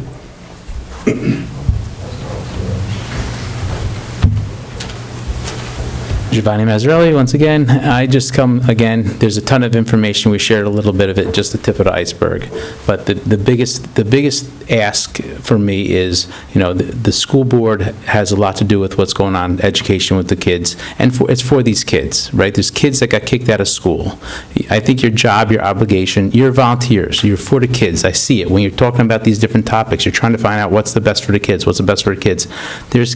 I'm asking the board to, I don't know how this works, but I'm asking you to make your special meeting. I'm asking you to talk about it, talk amongst yourselves, figure it out.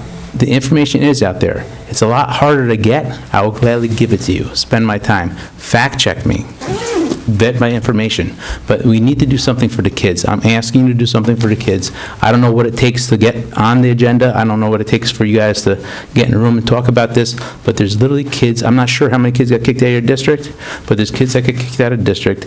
The government is forcing more mandates on these kids. They're taking away parental control, and I think that's a big topic. I think that's a big issue, and I think it needs to be addressed by the board. I feel it would, especially since they're making you the police. They're making you the police. And I know that's Cuomo. Cuomo was the one who did this single-handedly. Cuomo did it. He's pushing it. But, walk those prisoners over to that hole, shoot them in the back of the head, and throw them in the pile. You know what I mean? The orders come from above, but you guys are police. And it's not right. It's not right. And if we don't say, hey, this is not right, who's going to stand up for the kids? Right? And this is the job of the board. All right? Thank you for your time.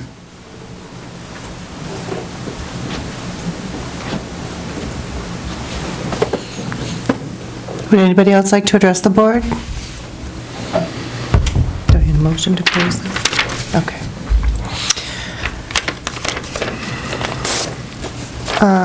Other matters deemed necessary by the board? Does anybody have anything to discuss?